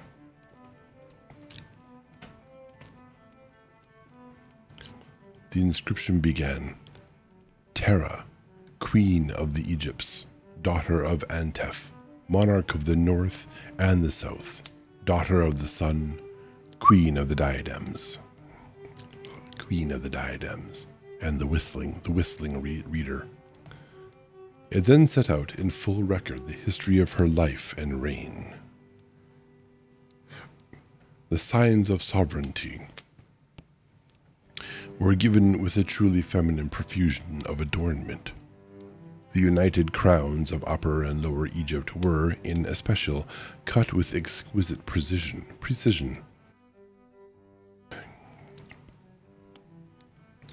It was new to us both to find the Hedjet and the Desher, the white and the red crowns of Upper and Lower Egypt on the stele of a queen. For it was a rule without exception in the records that in ancient Egypt either crown was worn only by a king, though they are to be found on goddesses. Later on we found an explanation of which I shall say more presently. Yeah, except that one time, IRL, yeah. Such an inscription was in itself a matter so startling as to arrest attention from anyone, anywhere at any time, but you can have no conception of the effect which it had upon us. Though our eyes were not the first which had seen it, they were the first which could see it with understanding, since the first slab of rock was fixed in the cliff opening nearly 5,000 years before. To us was given to read this message from the dead, this message of one who had warred against the gods of old and claimed to have controlled them at a time when the hierarchy professed to be the only means of exciting their fears or gaining their goodwill. The walls of the upper chamber of the pit and the sarcophagus chamber were profusely inscribed, all the inscriptions except that on the stele being colored with bluish-green pigment. The effect, when seen sideways as the eyes caught the green facets, was that of an old, discolored Indian turquoise. We descended the pit by the aid of the tackle we had brought with us. Trelawney went first. It was a deep pit, more than 70 feet, but it had never been filled up. The passage at the bottom sloped up to the sarcophagus chamber and was longer than is usually found. It had not been walled up. Within, we found a great sarcophagus of yellow stone, but that I need not describe. You have seen it in Mr. Trelawney's chamber. The cover of it lay on the ground. It had not been cemented, and it was just as Van Huyn had described it. Needless to say, we were excited as we looked within. There must, however, be one sense of disappointment. I could not help feeling how different must have been the sight which met the Dutch traveller's eyes when he looked within and found that white hand lying, lifelike, above the shrouding mummy cloth. It is true that a part of the arm was there, white and ivory-like. But there was a thrill to us which came not to Van Huyn, and which we will read about after Twitch's ads.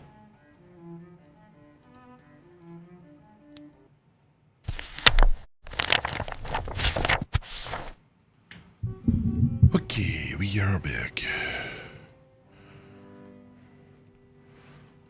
So just like poke over here.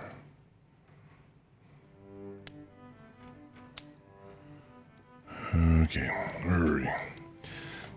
Oh yes, but there was a thrill to us which came not to Van Huyn. The end of the wrist was covered with dried blood. It was as though the body had bled after death. The jagged ends of the broken wrist were rough with the clotted blood. Through this, the white bone, sticking out, looked like a matrix of opal. And blood had streamed down and stained the brown wrappings as with rust. Except it would be black, but okay. Here, then, was full confirmation of the narrative. With such evidence of the narrator's truth before us, we could not doubt that the other matters which he had told, such as the blood on the mummy's hand or marks of the 7 fingers on the throat of the strangled cheek. I shall not trouble you with details of all we saw, or how we learned all we knew. Part of it was from knowledge common to scholars, part we read on the stele in the tomb, and in the sculptures and hieroglyphic paintings on the walls. Queen Tera was of the 11th, or a Theban dynasty of Egyptian kings, which held sway between the 29th and 25th centuries before Christ. She succeeded as the only child of her father, Antef. She must have been a girl of extraordinary character, as well as ability, for she was but a young girl when her father died. Yes, because, only smart girls end up having fathers die early. Her youth and sex encouraged an ambitious priesthood, which had then achieved immense power. By their wealth and numbers and learning, they dominated all Egypt, more especially the upper portion. They were secretly ready to make an effort for the achievement of their bold and long-considered design, that of transferring the governing power from a kingship to a hierarchy. But King Antef had suspected some such movement and had taken the precaution of securing to his daughter the allegiance of the army. He had also had her taught statecraft, and had even made her learned in the lore of the very priests themselves. He had used those of one cult against the other, each being hopeful of some present gain on its own part by the influence of the king, or of some ultimate gain from its own influence over his daughter. Thus, the princess had been brought up amongst scribes, and was herself no mean artist. Many of these things were told on the walls in pictures or in hieroglyphic writing of great beauty, and we came to the conclusion that not a few of them had been done by the princess herself. It was not without cause that she was inscribed on the stele as protector of the arts.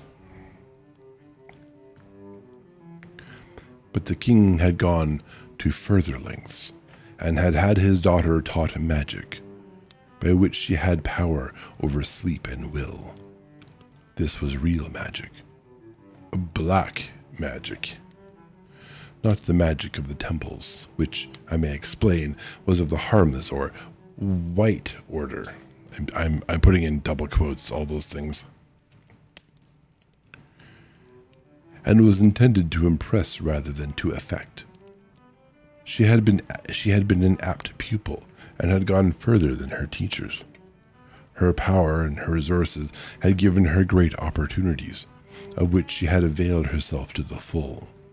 She had won secrets from nature in strange ways, and had even gone to the length of going down into the tomb herself, having been swathed and confined and left as dead for a whole month. The priest had tried to make out that the real Princess Dara had died in the experiment, and that another girl had been substituted, but she had conclusively proved their error. All this was told in pictures of great merit. Yes, the pictures were of great merit, therefore must be true. Not those like peasant pictures with no merit. It was probably in her time that the impulse was given in the restoring of the artistic greatness of the Fourth Dynasty, which had found its perfection in the days of the Khufu. The Khufu.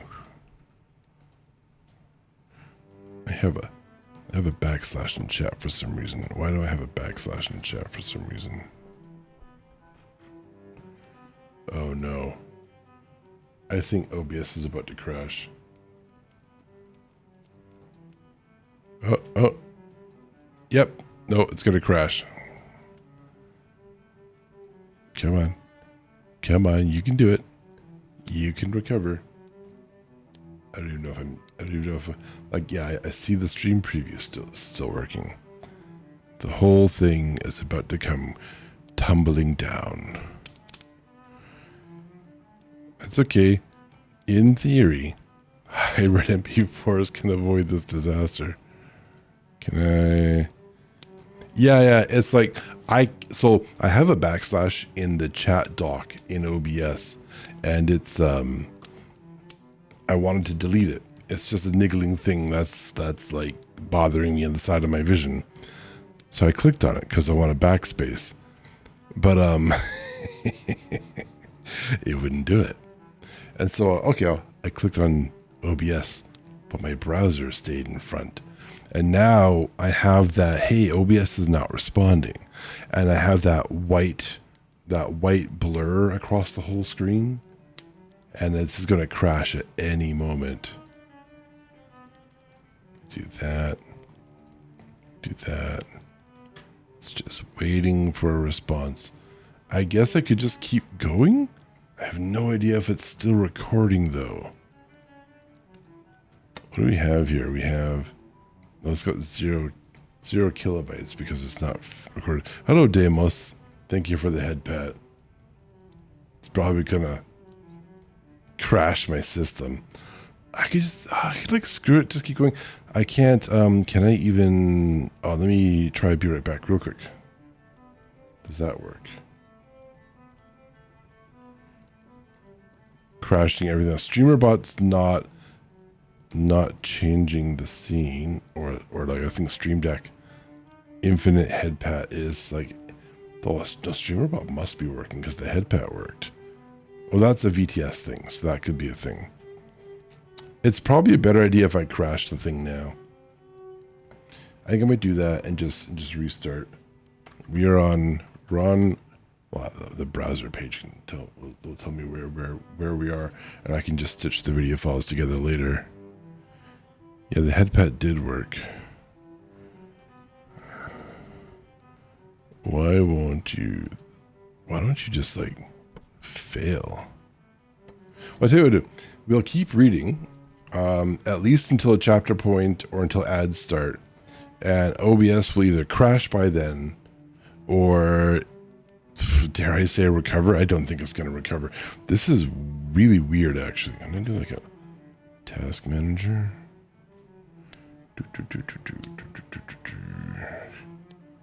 Can I want to pin OBS. Can I have OBS?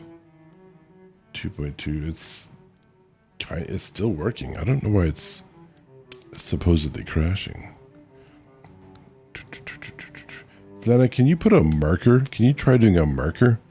Just say like OBS crashed or OBS crashing or something like that. OBS trouble. If you put that in there, I'm obviously gonna cut this section out.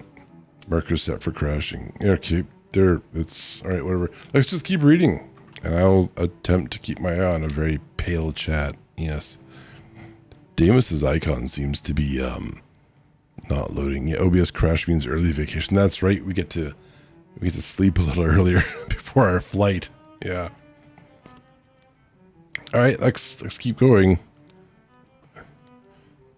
Where were we? It was probably in her time that the impulse was given in the restoring of the artistic greatness of the Fourth Dynasty, which had found its perfection in the days of Khufu, or Chufu. Maybe it's Chufu. There's a CH in there. In the chamber of the sarcophagus were pictures and writings to show that she had achieved victory over sleep. Khufu? Okay, well, that says you. Achieved victory over sleep. We all want victory over sleep, man. Give us your secrets. Indeed, there was everywhere a symbolism, wonderful even in the land of an age of symbolism. Prominence was given to the fact that she, though a queen, claimed all the privileges of kingship and masculinity. In one place she was pictured in a man's dress, and wearing the white and red crowns. In the following picture she was in female dress, but still wearing the crowns of Upper and Lower Egypt, while the discarded male raiment lay at her feet.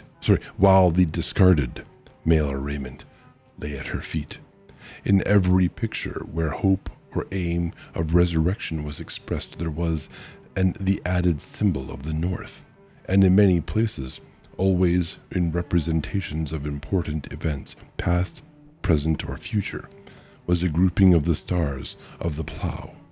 She evidently regarded this constellation as in some way peculiarly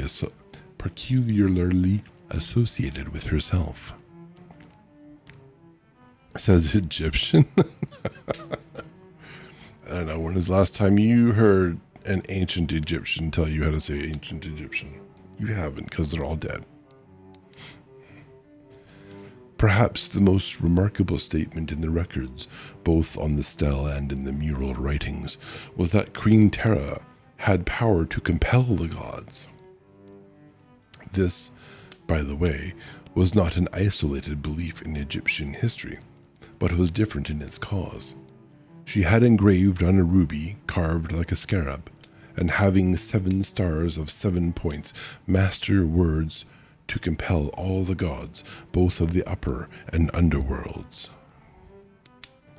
In the statement it was plainly set forth that the hatred of the priests was, she knew, stored up for her, and that they would, after her death, try to suppress her name. This was a terrible revenge, I may tell you. In Egyptian mythology, for without a name, no one can, after death, be introduced to the gods, or have prayers said for him. Therefore, she had intended her resurrection to be after a long time, and in a more northern land, under the constellation whose 7 stars had ruled her birth. To this end, her hand was to be in the air, unwrapped, and in the jewel of the 7 stars, so that wherever there was air, she might move even as her Ka could move. This, after thinking it over, Mr. Trelawney and I agreed meant that her body could become astral at command, and so move particle by particle, and become whole again when and where required. Then there was a piece of writing in which allusion was made to a chest or casket in which were contained all the gods, and will, and sleep, the 2 latter being personified by symbols. The box was mentioned as with 7 sides. It was not much of a surprise to us when, underneath the feet of the mummy, we found the seven-sided casket, which you have also seen in Mr. Trelawney's room.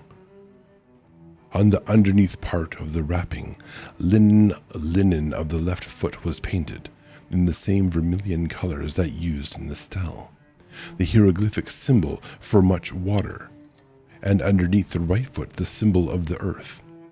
We made out the symbolism to be that her body, immortal and transferable at will, ruled both the land and water, air and fire.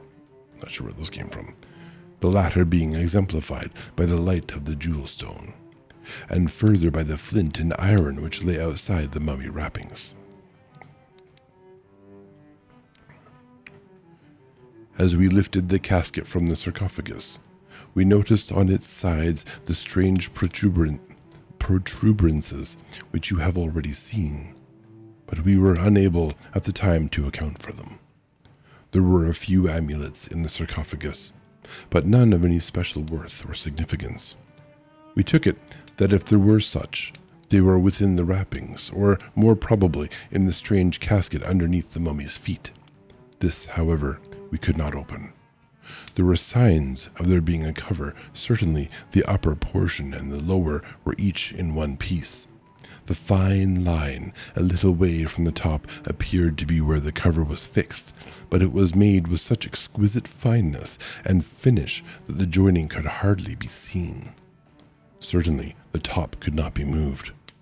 We took it that it was in some way fastened from within. I tell you all this in order that you may understand things with which you may be in contact later. You must suspend your judgment entirely. Such strange things have happened regarding this mummy and all around it that there is necessity for a new belief somewhere. It is absolutely impossible to reconcile certain things which have happened with the ordinary currents of life or knowledge. So I can see that Deimos said something, but it's possibly, I don't know, did you say something? I have to go to this here. Emotes, there are emotes. Zombies, yeah, zombies. I have to go to my other window to see what you're saying. Oh, okay, weird. Now OBS is printing them, the letters, but is vertical? Wild. Twitch. OBS, what are you doing? You didn't have a mummy emote.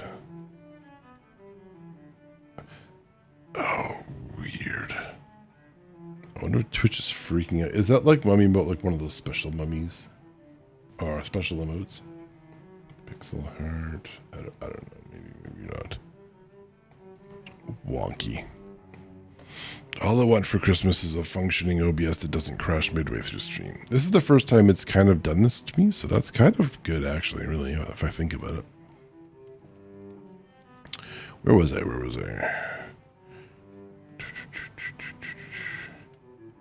Suspend your judgment. Things have happened regarding this mummy around it.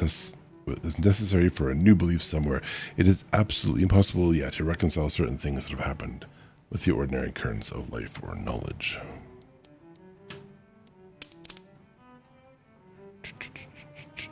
And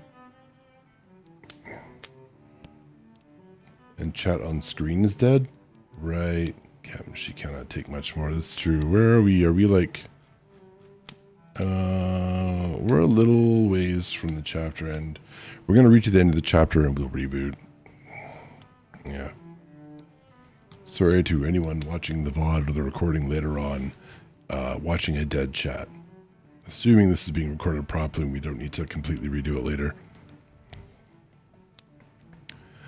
We stayed around the valley of the sorcerer till we had copied roughly all the drawings and writings on the walls, ceiling, and floor. We took with us the stele of lapis lazuli, whose graven recording was colored with vermilion pigment. We took the sarcophagus and the mummy, the stone chest with the alabaster jars, the tables of bloodstone and alabaster and onyx and carnelian, and the ivory pillow whose arch rested on buckles, round each of which was twisted a Uranus wrought in gold. Uranus. Not Uranus, it's Uraeus. Yeah, it was a twisted and Uraeus wrought in gold, whatever the hell that is. We took all the articles which lay in the chapel and the mummy pit, the wooden boats with crews, and the Ushaptu figures. There were some figures, and the symbolic amulets. When coming away, we took down the ladders, and at a distance buried them in the sand under a cliff, which we noted so that if necessary we may find them again. Then, with our heavy baggage, we set out on our laborious journey back to the Nile. It was no easy task, I tell you, to bring the case with that great sarcophagus over the desert. We had a rough cart and sufficient men to draw it, but the progress seemed terribly slow, for we were anxious to get our treasures into a place of safety. The night was an anxious time with us, for we feared attack from some marauding band, but more still we feared some of those with us. They were, after all, but predatory, unscrupulous men, and we had with us a considerable bulk of precious things. Like, you anticipated that. You even planned for that and dealt with it. This is crazy talk. They, or at least the dangerous ones amongst them, did not know why it was so precious. They took it for granted that it was material treasure of some kind that we carried. We had taken the mummy from the sarcophagus and packed it for safety of travel in a separate case. During the first night, 2 attempts were made to steal things from the cart, and 2 men were found dead in the morning. On the second night, there came on a violent storm, one of those terrible simoons of the desert which makes one feel his helplessness.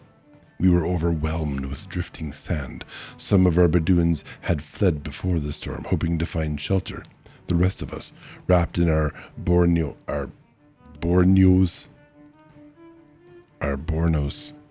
we were wrapped in something, endured it with what patience we could. In the morning, when the storm had passed, we recovered from under the piles of sand what we could of our impedimenta. We found the case in which the mummy had been packed all broken, but the mummy itself could nowhere be found. We searched everywhere around and dug up the sand which had piled around us, but in vain. We did not know what to do, for Trelawney had his heart set on taking home that mummy. We waited a whole day in hopes that the Bedouins who had fled would return. We had a blind hope that they might in some way removed the mummy from the cart and would restore it. That night, just before dawn, Mr. Trelawney woke me up and whispered in my ear, "We must go back to the tomb in the Valley of the Sorcerer. Show no hesitation in the morning when I give the orders. If you ask any questions as to where we are going, it will create suspicion and will defeat our purpose." "All right," I answered, "but why shall we go there?" His answer seemed to thrill through me, as though it had struck some chord ready tuned within. "We shall find the mummy there, I am sure of it." Then, anticipating doubt or argument, he added, "Wait, and you shall see." And he sank back into his blanket again. The Arabs were surprised when we retraced our steps, and some of them were not satisfied. There was a good deal of friction, and there were several desertions, so that it was with a diminished following that we took our way eastward again. At first, the Sheik did not manifest any curiosity as to our definite destination, but when it became apparent that we were again making for the Valley of the Sorcerer, he too showed concern. This grew as we drew near, till finally at the entrance of the valley he halted and refused to go further. He said he would wait our return if we chose to go on alone. That he would wait 3 days, but if by that time we had not returned, he would leave. No offer of money would tempt him to depart from his resolution. The only concession he would make was that he would find the ladders and bring them near the cliff. This he did, and then with the rest of the troop, he went back to wait at the entrance of the valley. Mr. Trelawney and I took ropes and torches, and again ascended to the tomb. It was evident that someone had been there in our absence, for the stone slab which protected the entrance to the tomb was lying flat inside, and a rope was dangling from the cliff summit. Within there was another rope hanging into the shaft of the mummy pit. We looked at each other, but neither said a word. We fixed our own rope, and as arranged, Trelawney descended first, I following at once. It was not till we stood together at the foot of the shaft that the thought flashed across me that we might be in some sort of trap. That someone might descend the rope from the cliff, and by cutting the rope by which we had lowered ourselves into the pit, bury us there alive. The thought was horrifying, but it was too late to do anything. I remained silent. We both had torches, so that there was ample light as we passed through the passage and entered the chamber where the sarcophagus had stood. The first thing noticeable was the emptiness of the place. Despite all its magnificent adornment, the tomb was made a desolation by the absence of the great sarcophagus, to hold which it was hewn in rock, of the chest of the alabaster jars, of the tables which had held the implements, and food for the use of the dead, and the Ushaptiu figures. It was made more infinitely desolate by the shrouded figure of the mummy of the Queen Terra, which lay on the floor where the great sarcophagus had stood. Beside it lay, in the strange contoured attitudes of violent death, 3 of the Arabs who had deserted from our party. Their faces were black, and their hands and necks were smeared with blood, which had burst from mouth and nose and eyes.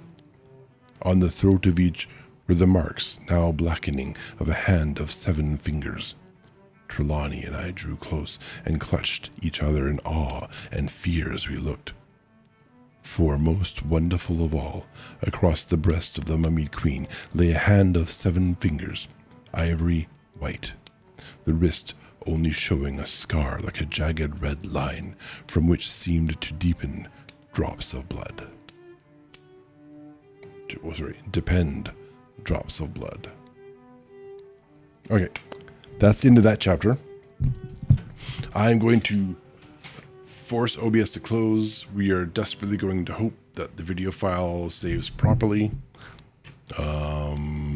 Or we are going to stop, and if it doesn't, we're going to stop in depression before our vacation. All right, here we go. This we're now on chapter 12. That was chapter 11. All right. So the file did save.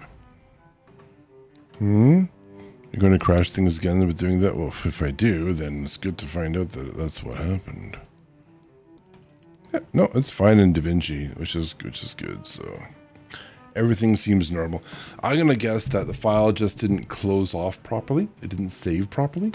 But that the video content itself is perfectly fine. You're back and soundable. All right, cool. And the second video has started saving. So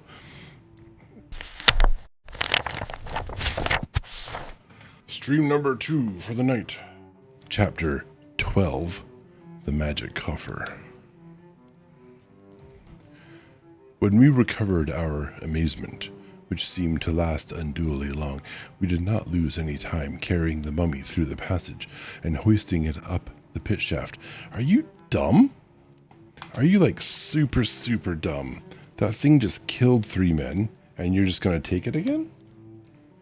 What, do you think the mummy killed them because they kidnapped the mummy, but they're fine with you kidnapping the mummy? Like, the fuck is wrong with you? Oh, we're special. We're white men who are doing scholars and stealing, national artifacts and treasures from another country. Clearly, they hold no ill will towards us.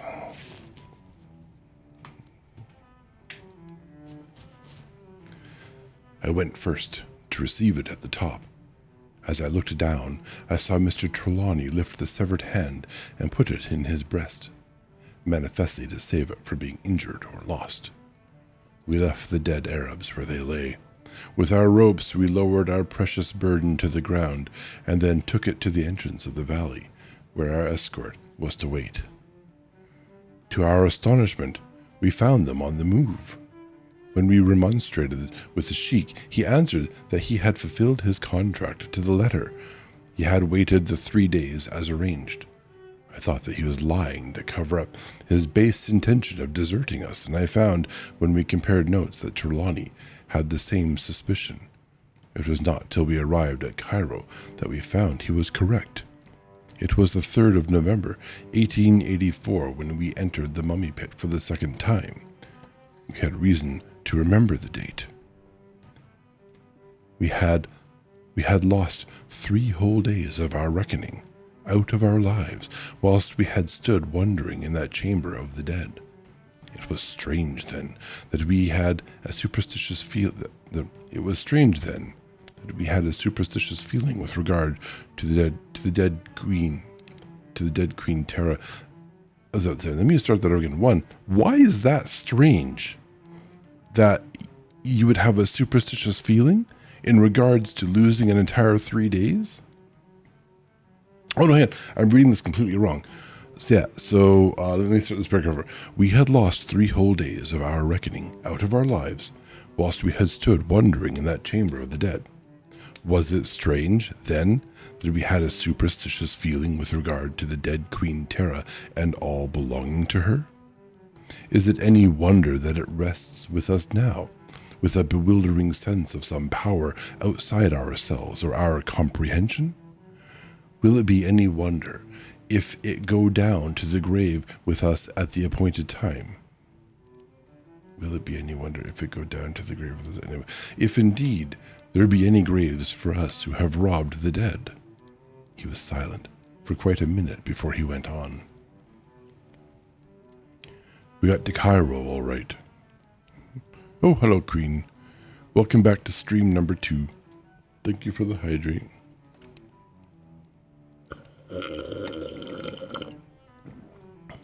Fluids. It's important to moisten your lips and clear your throat. We got to Cairo all right, and from there to Alexandria, where we were to take ship by the messagerie service to Marseilles,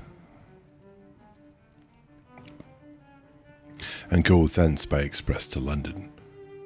But in here, in like a smaller font, it says, "The best laid schemes, O mice and men, gang aft Agley." Agley? A-G-L-E-Y. Weird. Yeah. At Alexandria, Trelawney found waiting a cable stating that Mrs. Trelawney had died in giving birth to a daughter. Her stricken husband hurried off at once by the Orient Express, and I had to bring the treasure alone to the desolate house. I got to London all safe. There seemed to be some special good fortune to our journey. When I got to this house, the funeral had long been over. The child had been put out to nurse, and Mr. Trelawney had so far recovered from the shock of his loss that he had set himself to take up again the broken threads of his life and his work. That he had had a shock, and a bad one, was apparent. The sudden gray in his black hair was proof enough in itself, but in addition, the strong cast of his features had become set and stern. Since he received that cable in the shipping office at Alexandria, I have never seen a happy smile on his face. Yes. Deimos, you're meowing at someone becoming a widower? That's really weird. It's very strange. Very disappointing. Work is the best thing in such a case. It isn't actually. Time, grieving, and finding closure for yourself away from the necessities and distractions of work is actually the best thing. and to his work he devoted himself heart and soul. The strange tragedy of his loss and gain, for the child was born after the mother's death, took place during the time that we stood in that trance in the mummy pit of Queen Terra. It seemed to have become in some way associated with his Egyptian studies, and more especially with the mysteries connected to the queen. He told me very little about his daughter, but that two forces struggled in his mind regarding her was apparent. I could see that he loved, almost idolized her, and yet he could never forget that her birth had cost her mother's life. Also, there was something whose existence seemed to wring his father's heart. Though he would never tell me what it was. Again, he once said in a moment of relaxation his purpose of silence. She is unlike her mother, but in both feature and color, she has a marvelous resemblance to the pictures of Queen Terra. I think what we're suspecting here is that Miss Trelawney, what was the name, Trelawney, right, is Queen Terra. She just maybe doesn't remember it. But, and this is kind of interesting because, like, that means that she's not robbing someone of their body and their life and their personality. She simply was born into the baby that was born that night. Was the baby born with 7 fingers? I didn't know that. When did we hear that? Earlier in maybe would it be maybe, but like in the movie adaptations of this, it's always far more nefarious. Someone's girlfriend is being taken down to the altar to be, like, you know, possessed by the ghost of some pharaoh's daughter or something.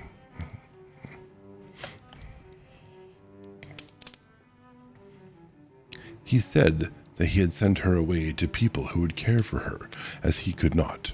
He gave up on his fatherhood. He's a coward and not fit for parenthood. And that till she became a woman, she should have all the simple pleasures that a young girl might have, like a father, and that were best for her. A father, a parent, yeah. You were making a fun guess. We don't know if she was born with 7 fingers, but we know that she doesn't currently have 7 fingers. So they weren't that good at surgery back then, so I suspect she was not born with 7 fingers. Who knows, maybe she'll hack off her hand and put it on her wrist. I would often have talked with him about her, but he would never say much. Once he said to me, "There are reasons why I should not speak more than is necessary. Someday you will know and understand."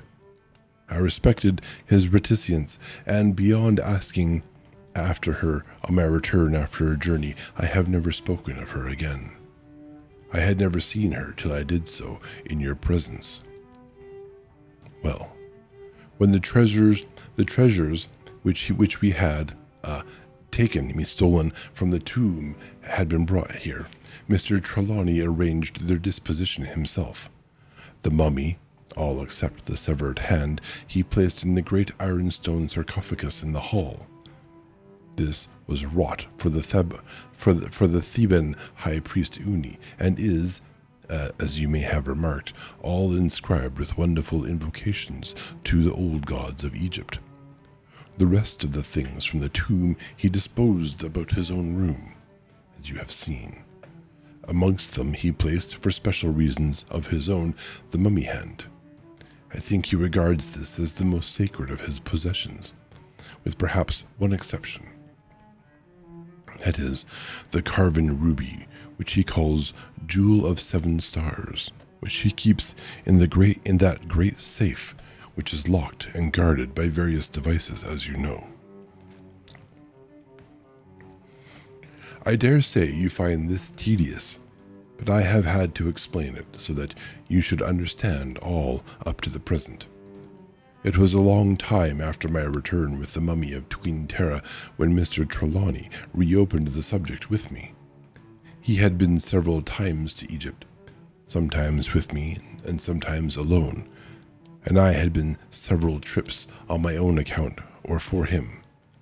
But in all that time, nearly 16 years, he never mentioned the subject, unless when some pressing occasion suggested, if it did not necessitate a reference. One morning early, he sent for me in a hurry. I was then studying in the British Museum and had rooms in Hart Street. When I came, he was all on fire with excitement. I had not seen him in such a glow since before the news of his wife's death. He took me at once into his room. The window blinds were down and the shutters closed. Not a ray of daylight came in.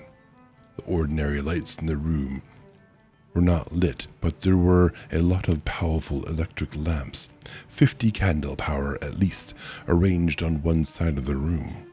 The little bloodstone table on which the heptagonal coffer stands was drawn to the center of the room. The coffer looked exquisite in the glare of light which shone on it. In actuality, it seemed to glow as if lit in some way from within. "What do you think of it?" he asked. "It is like a jewel," I answered.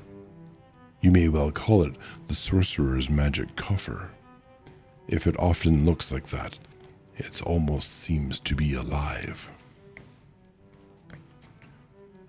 "Do you know why it seems so?" "From the glare of the light, I suppose." "Light, of course," he answered, "but it is rather the disposition of light." As he spoke, he turned up the ordinary lights of the room and switched off the special ones. The effect on the stone box was surprising. In a second, it lost all its glowing effect. It was still a very beautiful stone, as always, but it was a stone and no more. "Do you notice anything about the arrangement of the lamps?" he asked. "No. They were in the shape of the stars in the plough, as the stars are in the ruby." The statement came to me with a certain sense of conviction. I do not know why, except that there had been so many mysterious associations with the mummy, and all belonging to it, that any new one seemed enlightened. I listened as Trelawney went on to explain. "For 16 years, I have never ceased to think of that adventure, or to try to find a clue to the mysteries which came before us, but never until last night did I seem to find a solution. I think I must have dreamt of it, for I woke all on fire about it.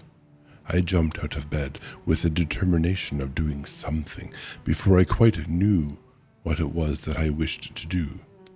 Then, all at once, the purpose was clear before me. There were allusions in the writing on the walls of the tomb to the 7 stars of the Great Bear that go to make up the plough, and the north was again and again emphasized. The same symbols were repeated with regard to the magic box, as we call it. We had already noticed those peculiar translucent spaces in the stone of the box. You remember, the hieroglyphic writing had told that the jewel came from the heart of an aerolite, and that the coffer was cut from it also. It might be, I thought, that the light of the 7 stars shining in the right direction might have some effect on the box, or something within it. I raised the blind and looked out. The plough was high in the heavens, and both its stars and the pole star were straight opposite the window. I pulled the table with the cover out into the light and shifted it until the translucent patches were in the direction of the stars. Instantly the box began to glow, as you saw it under the lamps, though but slightly. I waited and waited, but the sky clouded over and the light died away, so I got wires and lamps. You know how often I use them in experiments. Because otherwise they wouldn't be the plough being the Big Dipper, yeah. And tried the effect of electric light. It took me some time to get the lamps properly placed, so that they would correspond to the parts of the stone, but the moment I got them right, the whole thing began to glow as you have seen it. I could get no further, however. There was evidently something wanting. All at once it came to me that if light could have some effect, there should be in the tomb some means of producing light. For there could be not starlight in the mummy pit in the cavern.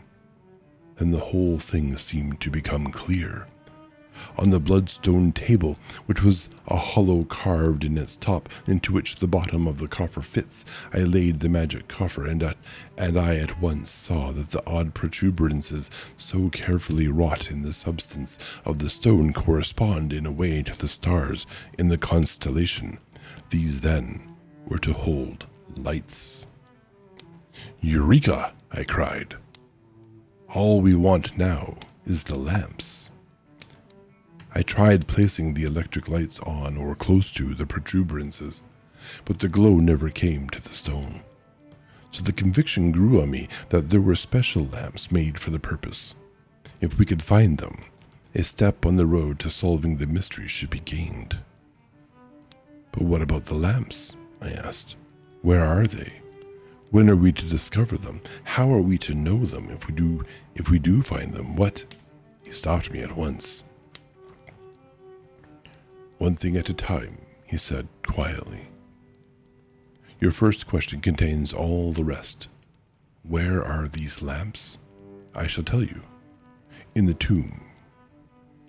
"In the tomb?" I repeated in surprise. By the way, this is still the guy reiterating and retelling the story to Mr. Ross of a conversation he had with Mr. Trelawney. There are double quotes, or the triple quotes. There are triple quotes everywhere.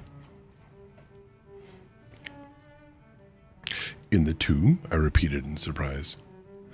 It literally just told Mr. Ross, in the tomb? And I said that while in surprise. Crazy. "Why, you and I searched the place ourselves from end to end, and there was not a sign of the lamp, not a sign of anything remaining when we came away the first time, or on the second, except the bodies of the Arabs." Yeah, it is feeling a little bit like Beowulf that way. There's a lot of, hey, this happened a long time ago. Like the first half of this book was very much, here's the modern day events leading up to the interesting part of the story. It was kind of very boring. And now the quote unquote interesting part of the story happened like, how old is Mrs. Trelawney? 18 years ago? However old she is. I don't remember. Like a decade and a half or so ago. The interesting story is not what's being told in the present. The present is about someone telling a story that happened a long time ago that's interesting. I guess after the story, our interesting moments will show up.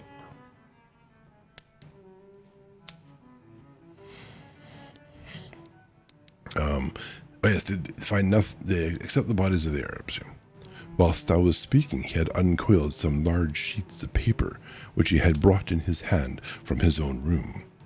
These he spread out on the great table, keeping their edges down with books and weights. I knew them at a glance. They were the careful copies which he had made of our first transcripts from the writing in the tomb. When he had all ready, he turned to me and said slowly, "Do you remember wondering when we examined the tomb at the lack of one thing which is usually found in such a tomb?"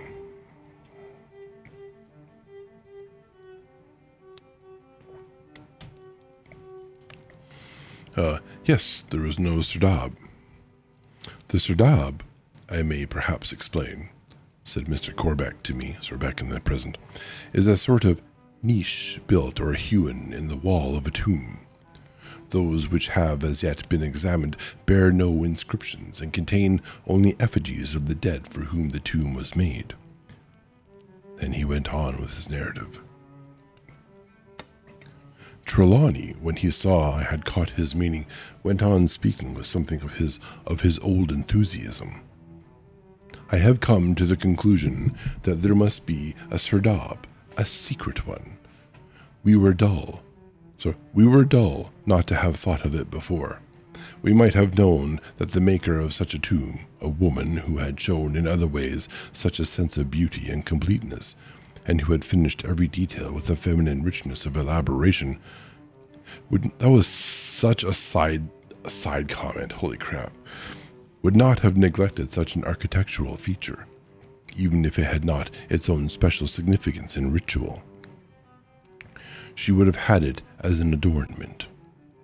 Others had had it, and she liked her own work to be complete. Depend upon it, there is a serdab, and that in it, when it is discovered, we shall find the lamps. Of course, had we known then what we know now, or at all events surmise, that there were lamps, we might have suspected some hidden spot, some cachet. I'm going to ask you to go out to Egypt again, to seek the tomb, to find the serdab, and to bring back the lamps.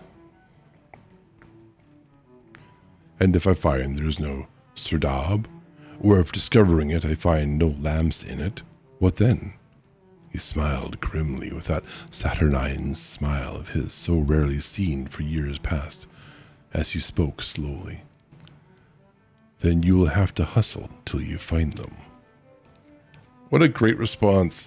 Don't come home until the job's done. What if the job's impossible to be done? Then don't come home. Good, I said. He pointed to one of the sheets. Here are the transcripts from the chapel at the south and the east. I have been looking over the writings again, and I find that in 7 places around this corner are the symbols of the constellation which we call the Plough, which Queen Tara held to rule her birth and her destiny. I have examined them carefully, and I noticed that they are all representations of the grouping of the stars, as the constellation appears in different parts of the heavens. They are all astronomically correct, and as the real sky, the pointers indicate the pole star. So these all point to one spot in the wall, where usually the serdab is to be found. Bravo, I shouted, for such a piece of reasoning demanded applause. He seemed pleased as he went on. When you are in the tomb, examine this spot. There is probably some spring or mechanical contrivance for opening the receptacle.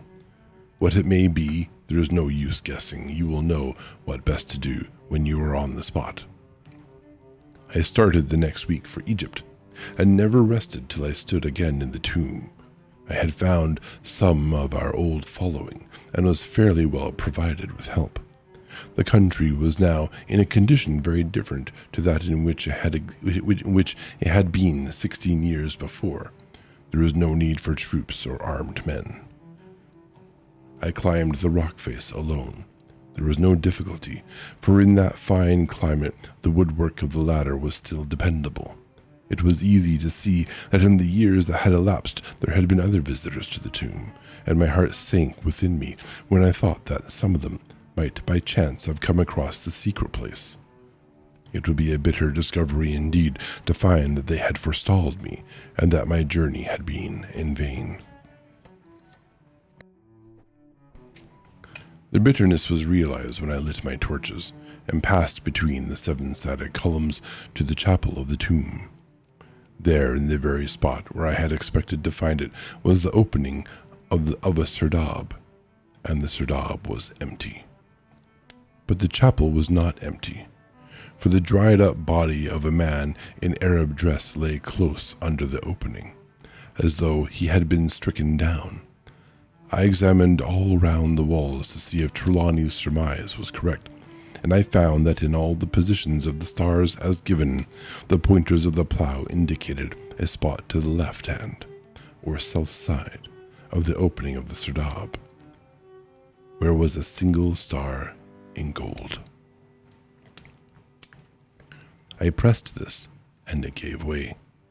The stone which had marked the front of the serdab, and which lay back against the wall within, moved slightly. On further examination, the other side of the opening, I found a similar spot, indicated by other representations of the constellation. But this was, itself, a figure of the 7 stars, and each was wrought in burnished gold. I pressed each star in turn, but without result. Then it struck me that if the opening spring was on the left, this on the right might have been intended for the simultaneous pressure of all the stars by one hand of 7 fingers. By using both my hands, I managed to effect this. With a loud click, a metal figure seemed to dart from close to the opening of the serdab. The stone slowly swung back into its place and shut with a click. The glimpse which I had of the descending figure appalled me for a moment. It was like that grim guardian which, according to the Arabian historian Ibn al-Hawkin, I don't understand these words. The letters are in the wrong spots for my brain. The builder of the pyramids, King Sorid ibn Salhuk, placed in the western pyramid to defend its treasure a marble figure, upright with lance in hand, with on his head a serpent wreathed. When any approached, the serpent would bite him on one side, and twining about his throat and killing him, would return again to his place. I knew well that such a figure was not wrought to pleasantry, and that to brave it was no child's play. The dead air about my feet was proof of what could be done. So I examined again along the wall and found here and there chippings as if someone had been tapping with a heavy hammer. This then had been what happened. The grave robber, more expert at his work than we had been, and suspecting the presence of a hidden serdab, had made essay to find it. He had struck the spring by chance, had released the avenging treasurer, as the Arabian writer designated him. The issue spoke for itself. I got a piece of wood, and, standing at a safe distance, pressed with the end of it upon the star. Instantly the stone flew back. The hidden figure within darted forward and thrust out its lance. Then it rose up and disappeared. I thought I might now safely press on the 7 stars, and did so. Again the stone rolled back, and the treasurer flashed by to his hidden lair. I repeated both experiments several times, with always the same result. I should have liked to examine the mechanism of that figure of such malignant mobility, but it was not possible without such tools as could not easily be had. It might be necessary to cut into a whole section of the rock. Some day I hope to go back, properly equipped, and attempt it. Perhaps you do not know that the entrance to a serdab is almost always very narrow. Sometimes a hand can hardly be inserted. 2 things I learned from this serdab. The first was that the lamps, if lamps at all there had been, could not have been of large size.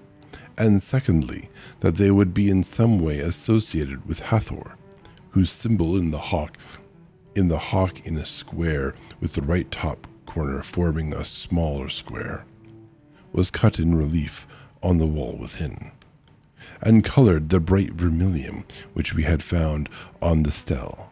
Hathor is the goddess who, in Egyptian mythology, answers to Venus of the Greeks, in as far as she is the presiding deity of beauty and pleasure. In the Egyptian mythology, however, each god has many forms, and in some aspects, Hathor has to do with the idea of resurrection. There are 7 forms or variants of the goddess.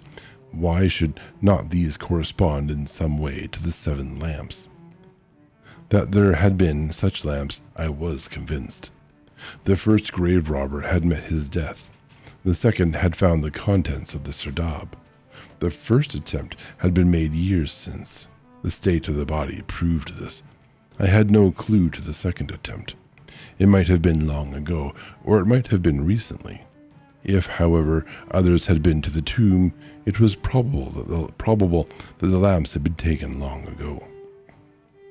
Well, all the more difficult would be my search for undertaken it must be. That was nearly 3 years ago, and for all that time I have been like the man in the Arabian Nights, seeking old lamps. Not for new, but for cash. I dared not say what I was looking for, or attempt to give it any description, for such would have defeated my purpose. But I had in my own mind, at the start, a vague idea of what I must find, and that you have never seen them or seen them described or pictures of them. In process of time, this grew more and more clear, till at last I almost overshot my mark by searching for something which might have been wrong.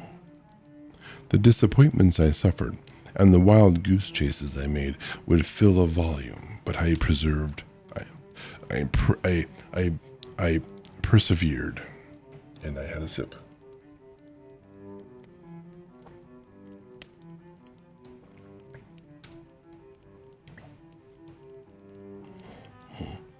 At last, not 2 months ago, I was shown by an old dealer in Mosul one lamp such as I had looked for. I had been tracing it for nearly a year, always suffering disappointment, but always buoyed up to the further endeavor by a growing hope that I was on the track. I do not know how I restrained myself when I realized that, at last, I was at least close to success. I was skilled, however, in the finesse of Eastern trade, and the Jew-Arab Portugais trader met his match. I wanted to see all his stock before buying, and one by one he produced amongst masses of rubbish 7 different lamps. Each of them had a distinguishing mark, and each and all was some form of the symbol of Hathor. I think I shook the imperturbability,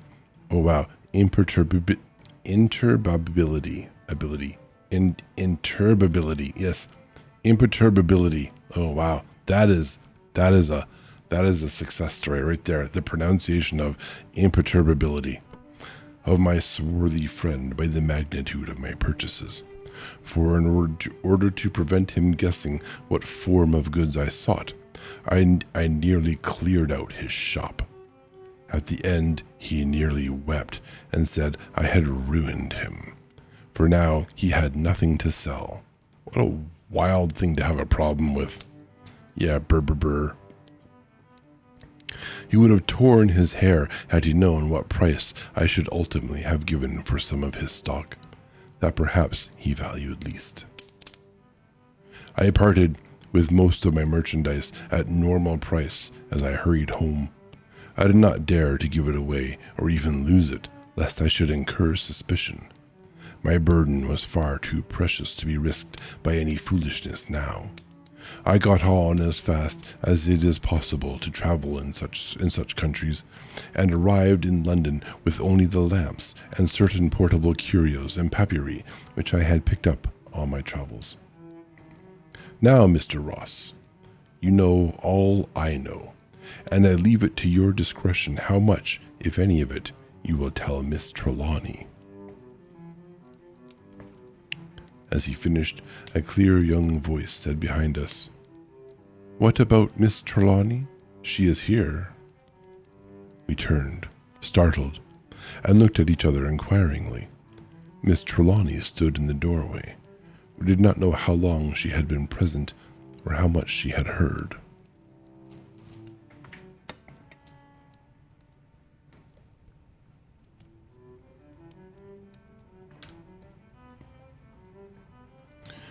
Chapter 13. Awakening from the Trance. The first unexpected words may always startle a hearer, but when the shock is over, the listener's reason has asserted itself, and he can judge the manner, as well as of the matter of speech. Thus it was on this occasion. With intelligence now alert, I could not doubt of the simple sincerity of Margaret's next question. "What have you 2 men been talking about all this time, Mr. Ross? I suppose Mr. Corbeck has been telling you all of his adventures in finding the lamps. I hope you will tell me too some day, Mr. Corbeck, but that must not be till my poor father is better.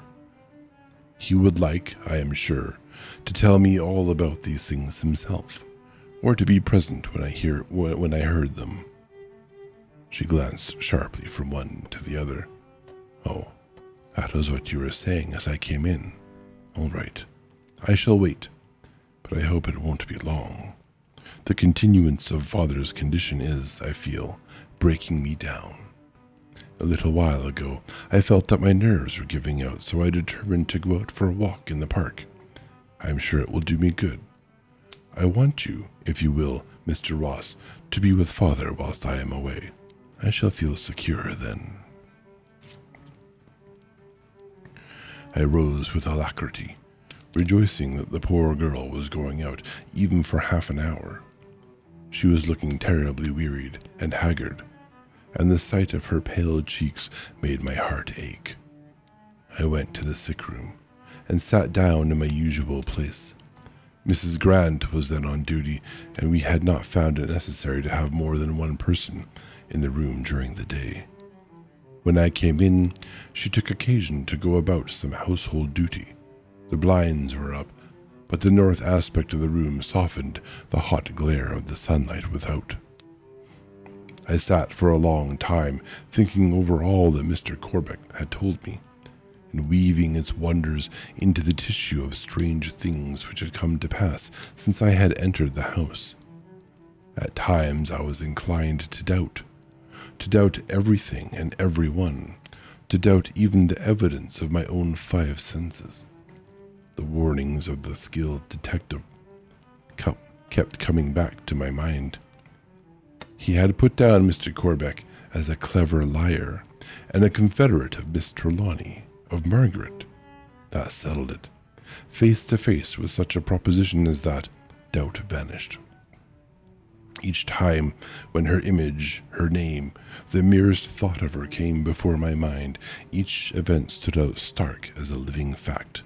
My life upon her faith. I was recalled from my reverie, which was fast becoming a dream of love, in a startling manner. A voice came from the bed, a deep, strong, masterful voice. The first note of it called up like a clarion my eyes and my ears. The sick man was awake and speaking. Who are you? What are you doing here? Whatever ideas any of us had ever formed of his waking, I am quite sure that none of us expected to see him start up all awake and full master of himself. I was so surprised that I answered almost mechanically. Ross is my name. I have been watching by you. He looked surprised for an instant, and then I could see that his habit of judging for himself came into play. Watching by me? How do you mean? Why watching by me? His eye had now lit on his heavily bandaged wrist. He went on in a different tone, less aggressive, more genially, as of one accepting facts. Are you a doctor? I felt myself almost smiling as I answered. The relief from the long pressure of anxiety regarding his life was beginning to tell.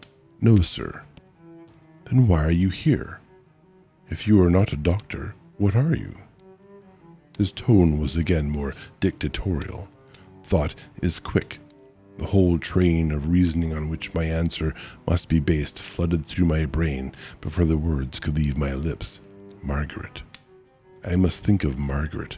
This was her father, who as yet knew nothing of me, even of my very existence. He would be naturally curious, if not anxious, to know why I, amongst men, had been chosen as his daughter's friend on the occasion of his illness. Fathers are naturally a little jealous in such matters as a daughter's choice, and in the undeclared state of my love for Margaret, I must do nothing which could ultimately embarrass her. I am a barrister. It is not, however, in that capacity that I am here, but simply as a friend of your daughter. It was probably her knowledge of my being a lawyer which first determined her to ask me to come when she thought you had been murdered. Afterwards, She was good enough to consider me to be a friend, and to allow me to remain in accordance with your expressed wish that someone should remain to watch. Mr. Trelawney was manifestly a man of quick thought and of few words. He gazed at me keenly as I spoke, and his piercing eyes seemed to read my thought. To my relief, he said no more on the subject just then, seeming to accept my words in simple faith. There was evidently in his own mind some cause for the acceptance deeper than my own knowledge. His eyes flashed, and there was an unconscious movement of the mouth. It could hardly be called a twitch, which betokened satisfaction. He was following out some train of reasoning in his own mind. Suddenly, he said, "She thought I had been murdered. Was that last night?" "No, 4 days ago." He seemed surprised. Whilst he had been speaking the first time, he had sat up in bed. Now he made a movement as though he would jump out. With an effort, however, he restrained himself. Leaning back on his pillows, he said quietly, "Tell me all about it. All you know, every detail. Omit nothing. But stay. First lock the door. I want to know, before I see anyone, exactly how things stand." Somehow, his last words made my heart leap. Anyone. He evidently accepted me. Then, as an exception, in my present state of feeling for his daughter, this was a comforting thought. I felt exultant as I went over to the door and softly turned the key. When I came back, I found him sitting up again. He said, "Go on." Accordingly, I told him every detail, even of the slightest which I could remember, of what had happened from the moment of my arrival at the house. Of course, I said nothing of my feelings toward Margaret, and spoke only concerning those things already within his own knowledge.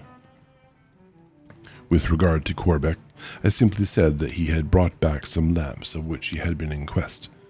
Then I proceeded to tell him fully of their loss and of their rediscovery in the house. He listened with a self-control which, under the circumstances, was to me little less than marvelous. It was impassiveness, for at times his eyes would flash or blaze, and the strong fingers of his uninjured hand would grip the sheet, pulling it into far-extending wrinkles. This was most noticeable when I told him of the return of Corbeck and the finding of the lamps in the boudoir. At times he spoke, but only a few words, and as if unconsciously in emotional comment. The mysterious parts, those which had puzzled us, seemed to have no special interest for him. He seemed to know them already. The utmost concern he showed was when I told him of Dawes' shooting. His muttered comment, "Stupid ass," together with a quick glance across the room at the injured cabinet, marked the measure of his disgust. As I told him of his daughter's harrowing anxiety for him, of her unending care and devotion, of the tender love which she had shown, he seemed much moved. There was a sort of veiled surprise in his unconscious whisper, "Margaret, Margaret." I'd be surprised too, sending my child away like that. Yeah, that's like no contact territory. When I had finished my narration, bringing matters up to the moment when Miss Trelawney had gone out for her walk, I thought of her as Miss Trelawney, not as Margaret, now in the presence of her father. He remained silent for quite a long time. It was probably 2 or 3 minutes, but it seemed interminable. All at once he turned and said to me briskly, "Now, tell me all about yourself." This was something of a floor. I felt myself grow red hot. Mr. Trelawney's eyes were upon me. They were now calm and inquiring, but never ceasing in their soul-searching scrutiny. There was just a suspicion of a smile on the mouth which, though it added to my embarrassment, gave me a certain measure of relief. I was, however, face to face with difficulty, and the habit of my life stood me in good stead. I looked him straight in the eyes as I spoke. My name, as I told you, is Ross, Malcolm Ross. I am by profession a barrister. I was made a QC in the last year of the Queen's reign. I have been fairly successful in my work. To my relief, he said, Yes, I know. I have always heard well of you. Where and when did you meet Margaret? First at the Hayes in Belgrave Square 10 days ago. You're basically married. Then at a picnic up the river with Lady Strathconnell. We went from Windsor to Cookham. Miss Trelawney was in my boat. I scull a little, and I had my own boat at Windsor. We had a good deal of conversation, naturally. Doing work, but at least I have Sidoen audiobook. You have my YouTube channel, Damos, to entertain you with endless rambling of old man speaking to microphone. I hope your work is not odious, at least overly so.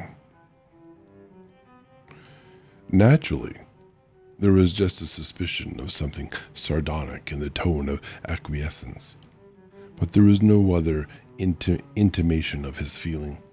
I began to think that as I was in the presence of a strong man, I should show something of my own strength.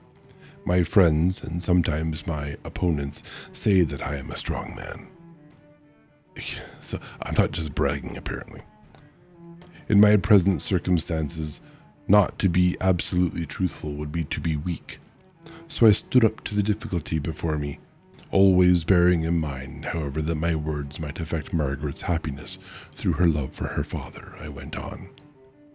In conversation, at a place and time amid surroundings so pleasing, and in a solitude inviting to confidence, I got a glimpse of her inner life. Such a glimpse as a man of my years and experience may get from a young girl. The father's face grew graver as I went on, but he said nothing. I was committed now to a definite line of speech, and went on with such mastery of my mind as I could exercise. The occasion might be fraught with serious consequences to me, too. I could not but see that there was over her spirit a sense of loneliness which was habitual to her. I thought I understood it. I am myself an only child. I ventured to encourage her to speak to me freely, and was happy enough to succeed. A sort of confidence became established between us. There was something in the father's face which made me add hurriedly, Good trade-off, yeah. Thank you. Nothing was said by her, sir, as you can well imagine, which was not right and proper. She only told me in the impulsive way of one longing to give voice to thoughts long carefully concealed, of her yearning to be closer to the father whom she loved, more en rapport with him, more in his confidence, closer within the circle of his sympathies. Oh, believe me, sir, that it was all good. All that a father's heart could hope or wish for. It was all loyal. That she spoke it to me was perhaps because I was almost a stranger with whom there was no previous barrier to confidence. Here I paused. It was hard to go on, and I feared lest I might, in my zeal, do Margaret a disservice. The relief of the strain came from her father. And you? Sir, Miss Trelawney is very sweet and beautiful. She is young, and her mind is like crystal. Her sympathy is a joy. I am not an old man, and my affections were not engaged. They never had been till then. I hope I may say as much even to a father. My eyes involuntarily dropped. When I raised them again, Mr. Trelawney was still gazing at me keenly.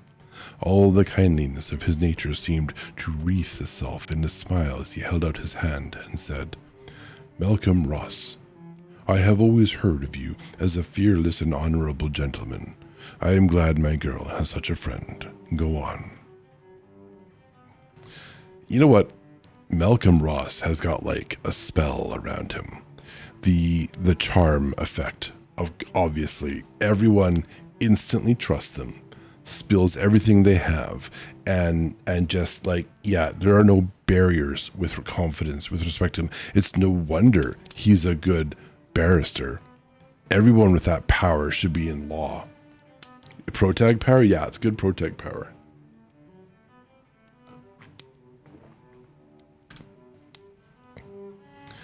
My heart leapt.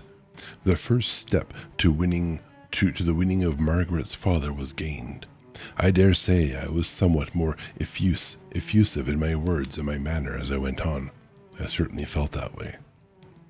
One thing we gain as we grow older is to use our age judiciously. I have had much experience.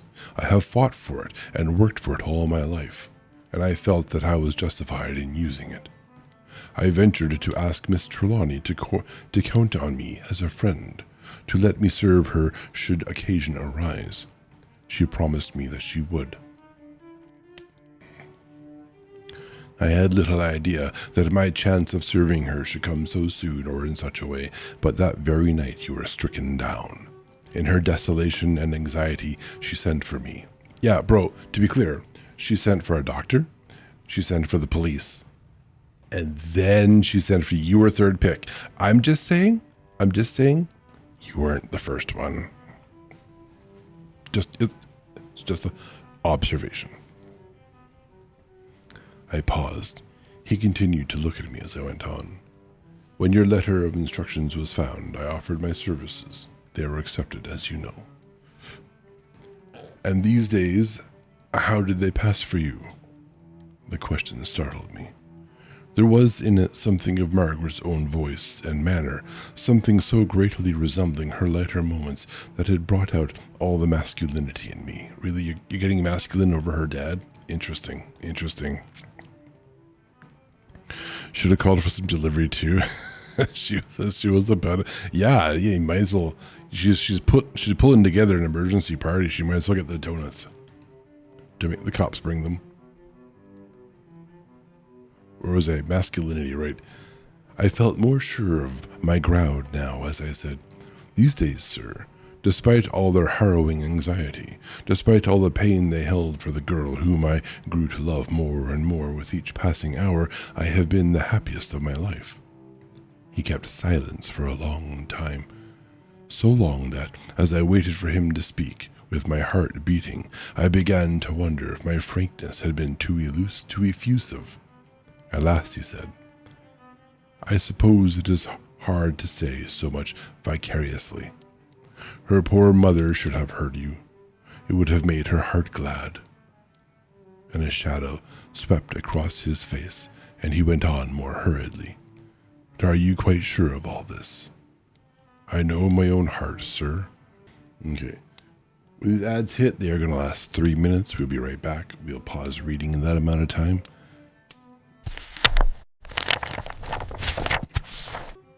There we go. Welcome back from the ads, everybody. I was mildly curious about what ads play on Twitch on my stream, but never enough to find out. All right, let's finish what we got here. Kind of wrap up. I'm going to go get a few extra things done before we call it a night, before our flights tomorrow. Clean up a few things. Complain about stuff. All right, where are we?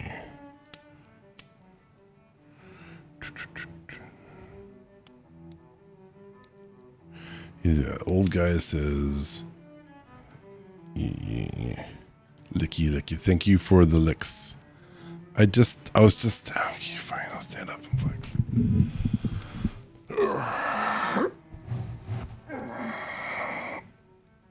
You know, during the breaks, I get up. Walk around and do 100 push-ups. 100 and get more head pats. I am going to keep my hair though, damn you. Too bad. If I did 100 push-ups, I'd die. Or I did. I am glad, before I get started again, that OBS has used a format called hybrid MP3, MP4, what is the important part that it's a proprietary format of that video file used by OBS. Because what happens is when OBS crashes, you don't lose your entire video recording. It stays. It doesn't close properly. So like when that happened tonight, I can't open that file and like seek through it. You have to let it play. Because it doesn't know where the end is, I guess. But you can open it in DaVinci Resolve and work with it still. So it's basically, it's saved. And now we're doing a second video tonight. Technically, this is stream number 2.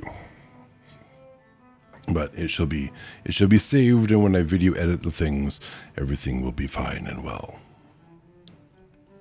Yes. Anyhow, let us proceed. Finish this chapter. I suppose it is hard to say so much vicariously. Poor mother. Oh yes, he's saying like, I know my own heart, sir, or at least I think I do. No, he answered. I don't mean you. That is all right, but you spoke of my girl's affection for me, and yet she has been living here, in my house, a whole year. Still, she spoke to you of her loneliness, her desolation.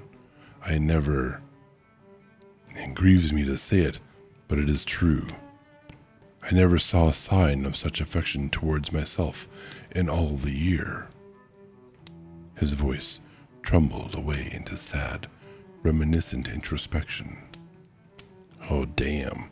They're no contact with each other in the same house, and they didn't need to be. Sometimes I'm glad I'm not born in a rich family. Like, holy hell. Brutal. Yeah, rough. Then, sir, I said, I have been privileged to see more in a few days than you in her whole lifetime.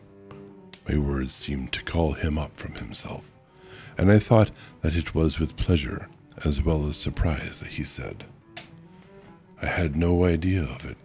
I thought that she was indifferent to me, that what seemed like the neglect of her youth was revenging itself on me, as you might expect, because that's not an unsurprising result in having your daughter sent away from you.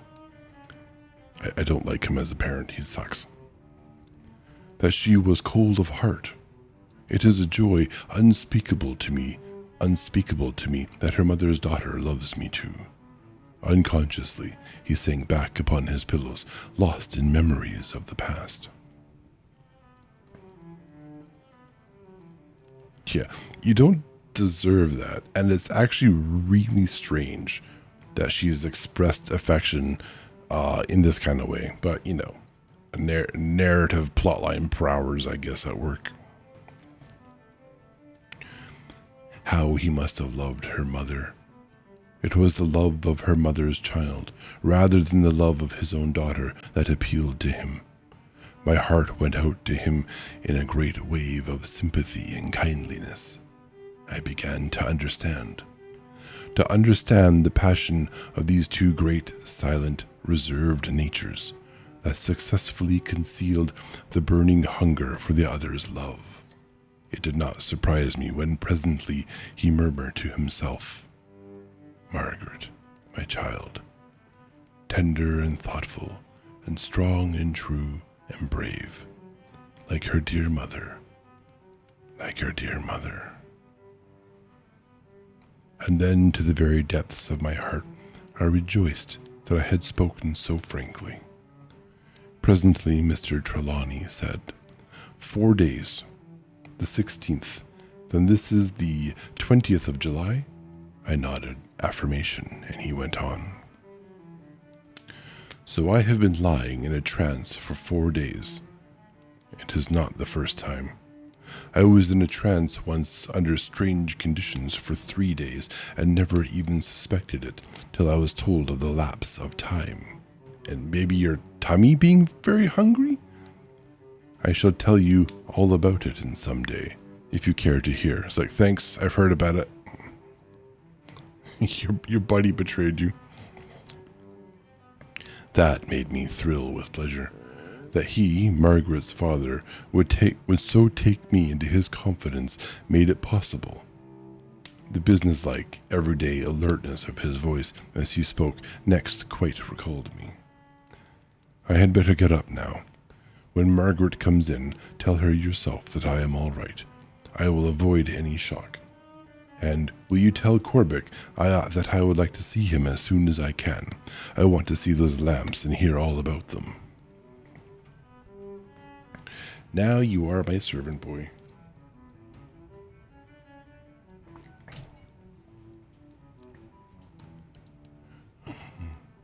His attitude towards me filled me with delight. There was a possible father-in-law aspect that would have raised me from a deathbed. I was hurrying away to carry out his wishes when, however, my hand was on the key of the door. His voice recalled me. Mr. Ross. I did not like to hear him say, Mr. After he already knew of my friendship with his daughter, he had called me Malcolm Ross, and this obvious return to formality not only pained, but it filled me with apprehension. It must be something about Margaret. I thought of her as Margaret, and not as Miss Trelawney, now that there was danger of losing her. I know now what I felt then, that I was determined to fight for her rather than lose her. I came back unconsciously, holding myself erect. Mr. Trelawney, the keen observer of men, seemed to read my thought. His face, which was set in a new anxiety, relaxed as he said, Sit down a minute. It is better that we speak now than later. We are both men, and men of the world. Thank you for pointing that out. I don't know what you would have been men of otherwise. All this about my daughter is very new to me, and very sudden, and I want to know exactly how and where I stand. Mind, I am making no objection, but as a father I have duties which are grave, and may prove to be painful. He seemed slightly at a loss how to begin. Don't worry, you got no business in your daughter's life, and this gave me hope.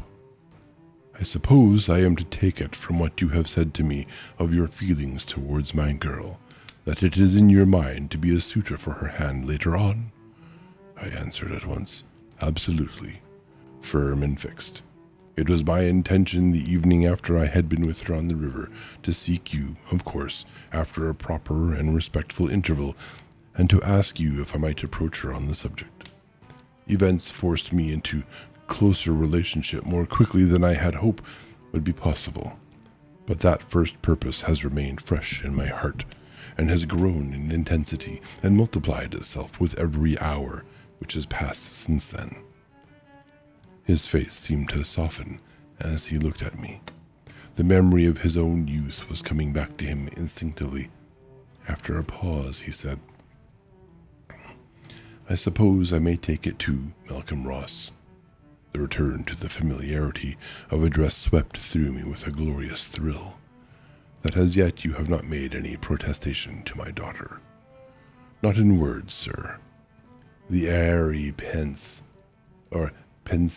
of my phrase struck me, not by its own humor, but through the grave, kindly smile on the father's face. There was a pleasant sarcasm in his comment. Not in words. That is dangerous. She might have doubted words or even disbelieved them. Yeah, not in words. We made out the other day, but it's still unclear what we are. For the record, they did not. I'm making a joke. I felt myself blushing to the roots of my hair as I went on. The duty of delicacy in her defenseless position, my respect for her father, I did not know you then, sir, as yourself, but only as her father, restrained me. But even had not those barriers existed, I should not have dared in the presence of such grief and anxiety to have declared myself. Mr. Trelawney, I assure you on my word of honor that your daughter and I are as yet, on her part, but friends and nothing more. Once again he held out his hands, and we clasped each other warmly. Then he said heartily, I am satisfied, Malcolm Ross. Of course, I take it that until I have seen her and have given you permission, you will not make any declaration to my daughter in words," he added with an indulgent smile, but his face became stern again as he went on. "Time presses. I have to think of some matters so urgent and so strange that I dare not lose an hour. Otherwise I should not have been prepared to enter at so short a notice and to so new a friend on the subject of my daughter's settlement in life, and of her future happiness." There was a dignity and a certain proudness in his manner which impressed me much. "I shall respect your wishes, sir," as I said, as I went back and opened the door. I heard him lock it behind me. When I told Mr. Corbeck that Mr. Trelawney had recovered, he began to dance about like a wild man, but he suddenly stopped and asked me to be careful not to draw any inferences, at all events at first, when in the future speaking of the finding of the lamps or of the first visits to the tomb. This was in case Mr. Trelawney should speak to me on the subject, as of course he will, he added with a sidelong look at me, which meant knowledge of the affairs of my heart. I agreed to this, feeling that it was quite right. I did not quite understand why, but I knew that Mr. Trelawney was a peculiar man. In no case could one make a mistake by being reticent. Reticence is a quality which a strong man always respects. The manner in which the others of the house took the news of the recovery varied much. Mrs. Grant wept with emotion. She hurried off to see if she could do anything personally and to set the house in order for Master, as she always called him. The nurse's face fell. She was deprived of an interesting case, but the disappointment was only momentary, and she rejoiced that the trouble was over. She was ready to come to the patient the moment she should be wanted, but in the meantime she occupied herself in packing her portmanteau. I took Sergeant Daw into the study, so that we should be alone when I told him the news. It surprised even his iron self-control when I told him the method of waking. I was myself surprised in turn by his first words. And how did he explain the first attack? He was unconscious when the second was made. Up to that moment, the nature of the attack, which was the cause of my coming to the house, had never even crossed my mind, except when I had simply narrated the various occurrences in sequence to Mr. Trelawney. The detective did not seem to think much of my answer. "Do you know, it never occurred to me to ask him." The professional instinct was strong in the man and seemed to supersede everything else. "That is why so few cases are ever followed out," he said, "unless our people are in them.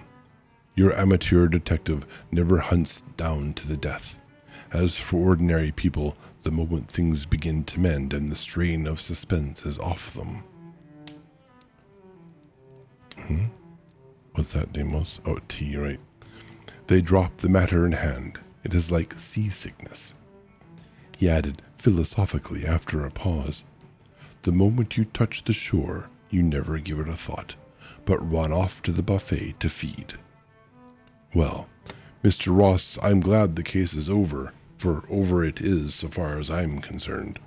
I suppose that Mr. Trelawney knows his own business, and that now he is well again, he will take it up himself. Perhaps, however, he will not do anything, as he seemed to expect something to happen, but did not ask for protection from the police in any way. I take it that he don't want them to interfere with an eye to punishment. We'll be told officially, I suppose, that it was an accident, or sleepwalking, or something of the kind to satisfy the conscience of our record department, and that it will be the end. And that will be the end. As for me, I tell you frankly, sir, that it will be the saving of me. I verily believe I was beginning to get dotty over it all. There were too many mysteries. that aren't in my line for me to be really satisfied as to either facts or the cause of them. Now I'll be able to wash my hands of it and get back to the clean, wholesome criminal work. Of course, sir, I'll be glad to know if you ever do light on a cause of any kind.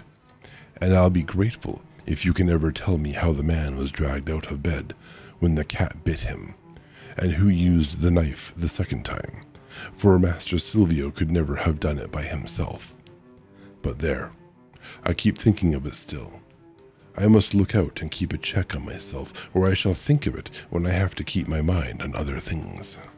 Yeah, with all the mystery around the cat scratches, that's the minor thing. That's like the other bleeding and the stabbing and the slicing and the blood is a little bit more. When Margaret returned from her walk, I met her in the hall. She was still pale and sad. Somehow I had expected to see her radiant after her walk. The moment she saw me, her eyes brightened, and she looked at me keenly. "You have some good news for me?" she said. "Is father better?" "He is." "Why did you think so?" "I saw it in your face. I must go to him at once." She was hurrying away when I stopped her. "He said he would send for you the moment he was dressed." "He said he would send for me," she repeated in amazement. "And he is awake again, and conscious. I had no idea he was so well as that. Oh, Malcolm." She sat down on the nearest chair and began to cry. I felt overcome myself. The sight of her joy and emotion, the mention of my own name in such a way and at such a time, the rush of glorious possibilities all coming together quite unmanned me. She saw my emotion and seemed to understand. She put out her hand. I held it hard and kissed it. Such moments as these, the opportunities of lovers, are gifts of the gods. Up to this instant, though I knew I loved her, and though I believed she returned my affection, I had had only hope. Now, however, the self-surrender manifest in her willingness to let me squeeze her hand, the ardor of her pressure in return, and the glorious flush of love in her beautiful, deep, dark eyes as she lifted them to mine, were all the eloquences which the most impatient or exacting lover could expect or demand. And that is the most beautiful way I have ever heard anyone ever say anything about holding someone's hand. Hope they don't get pregnant. They're not wearing gloves. No word was spoken. None was needed. So sweet also, yeah. Anime has got nothing on this couple. Even had I not been pledged to verbal silence, words would have been poor and dull to express what we felt. Hand in hand, like two little children, we went up the staircase and waited on the landing till the summons from Mr. Trelawney should come. I whispered in her ear. It was nicer than speaking aloud and at a greater distance, how her father had awakened, and what he had said, and all that had passed between us, except when she herself had been the subject of conversation. All the secrets. Presently, a bell rang from the room. Margaret slipped from me and looked back with warning finger on lip. She went over to her father's door and knocked softly. "Come in," said the strong voice. "It is I, father." The voice was tremulous with love and hope. There was a quick step inside the room. The door was hurriedly thrown open, and in an instant, Margaret, who had sprung forward, was clasped in her father's arms. There was little speech, only a few broken phrases. "Father, dear, dear father." "My child, Margaret, my dear, dear child." They're not very original, though. "Oh, father, father, at last, at last." Here the father and daughter went into the room together, and the door closed, to the great relief of everyone else in the hallway.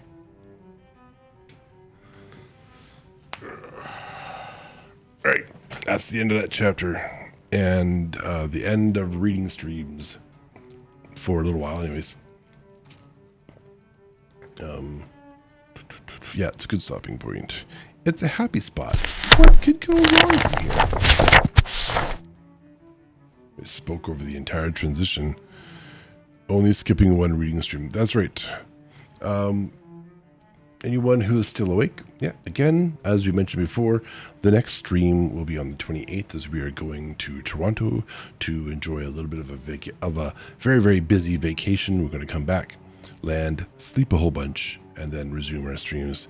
Maybe even post a bunch of pictures in various Discords and on Blue Sky. So if you're following our Blue Sky, you might see a bunch of those. It would be kind of cool.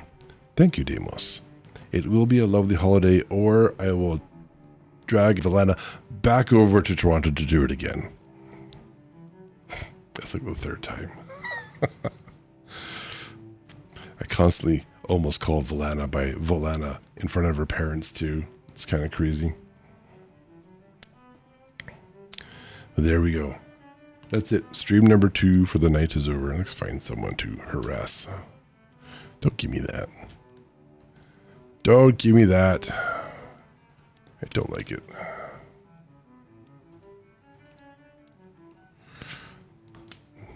You deserve. I don't deserve it. How do I deserve it? It's not deserved.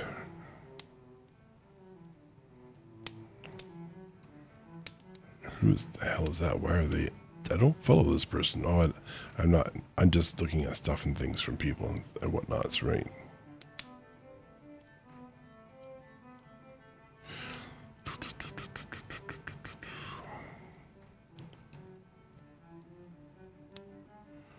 I'm gonna say let's start with here and here. Okay. Yeah, see the person we normally go. Poutine, hockey, and maple syrup. Yeah. We have that over here too. That's like Canada-wide. Lunar or new. Yeah, I'm going to look for a new person, but we can land back on Lunar pretty easily. She's always a great person to land on.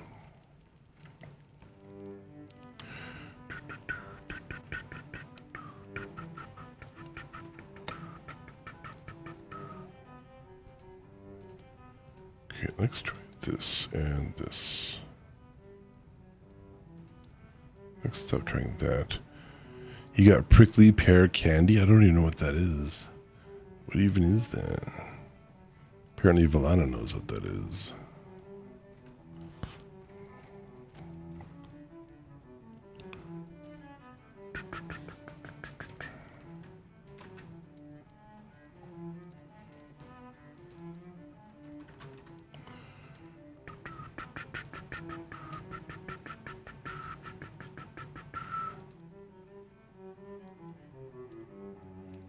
That is not reading and writing. Holy crap.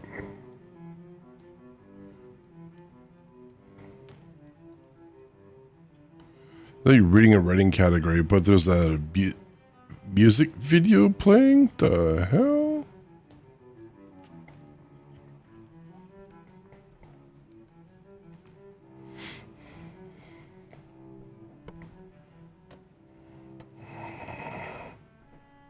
This is... This is not common flavor around these parts. Yeah. Okay, yeah, she's listening to Baby Metal from the reading and writing category. So I'm assuming she just hasn't updated her category. We're gonna land on I guess our safety rate at this point in time. Yeah, we could do yeah, let's do Misa. She's been streaming like crazy. Yeah, we're gonna Misa. We're gonna drop it on Misa. It's not a reading stream, but it's her birthday, so we're gonna go check her out. Awesome. Everyone, have a good week. We'll see you at the end of that. Please remember to return your books before you leave, because it'll be a long time until you can do it again. Be kind to one another.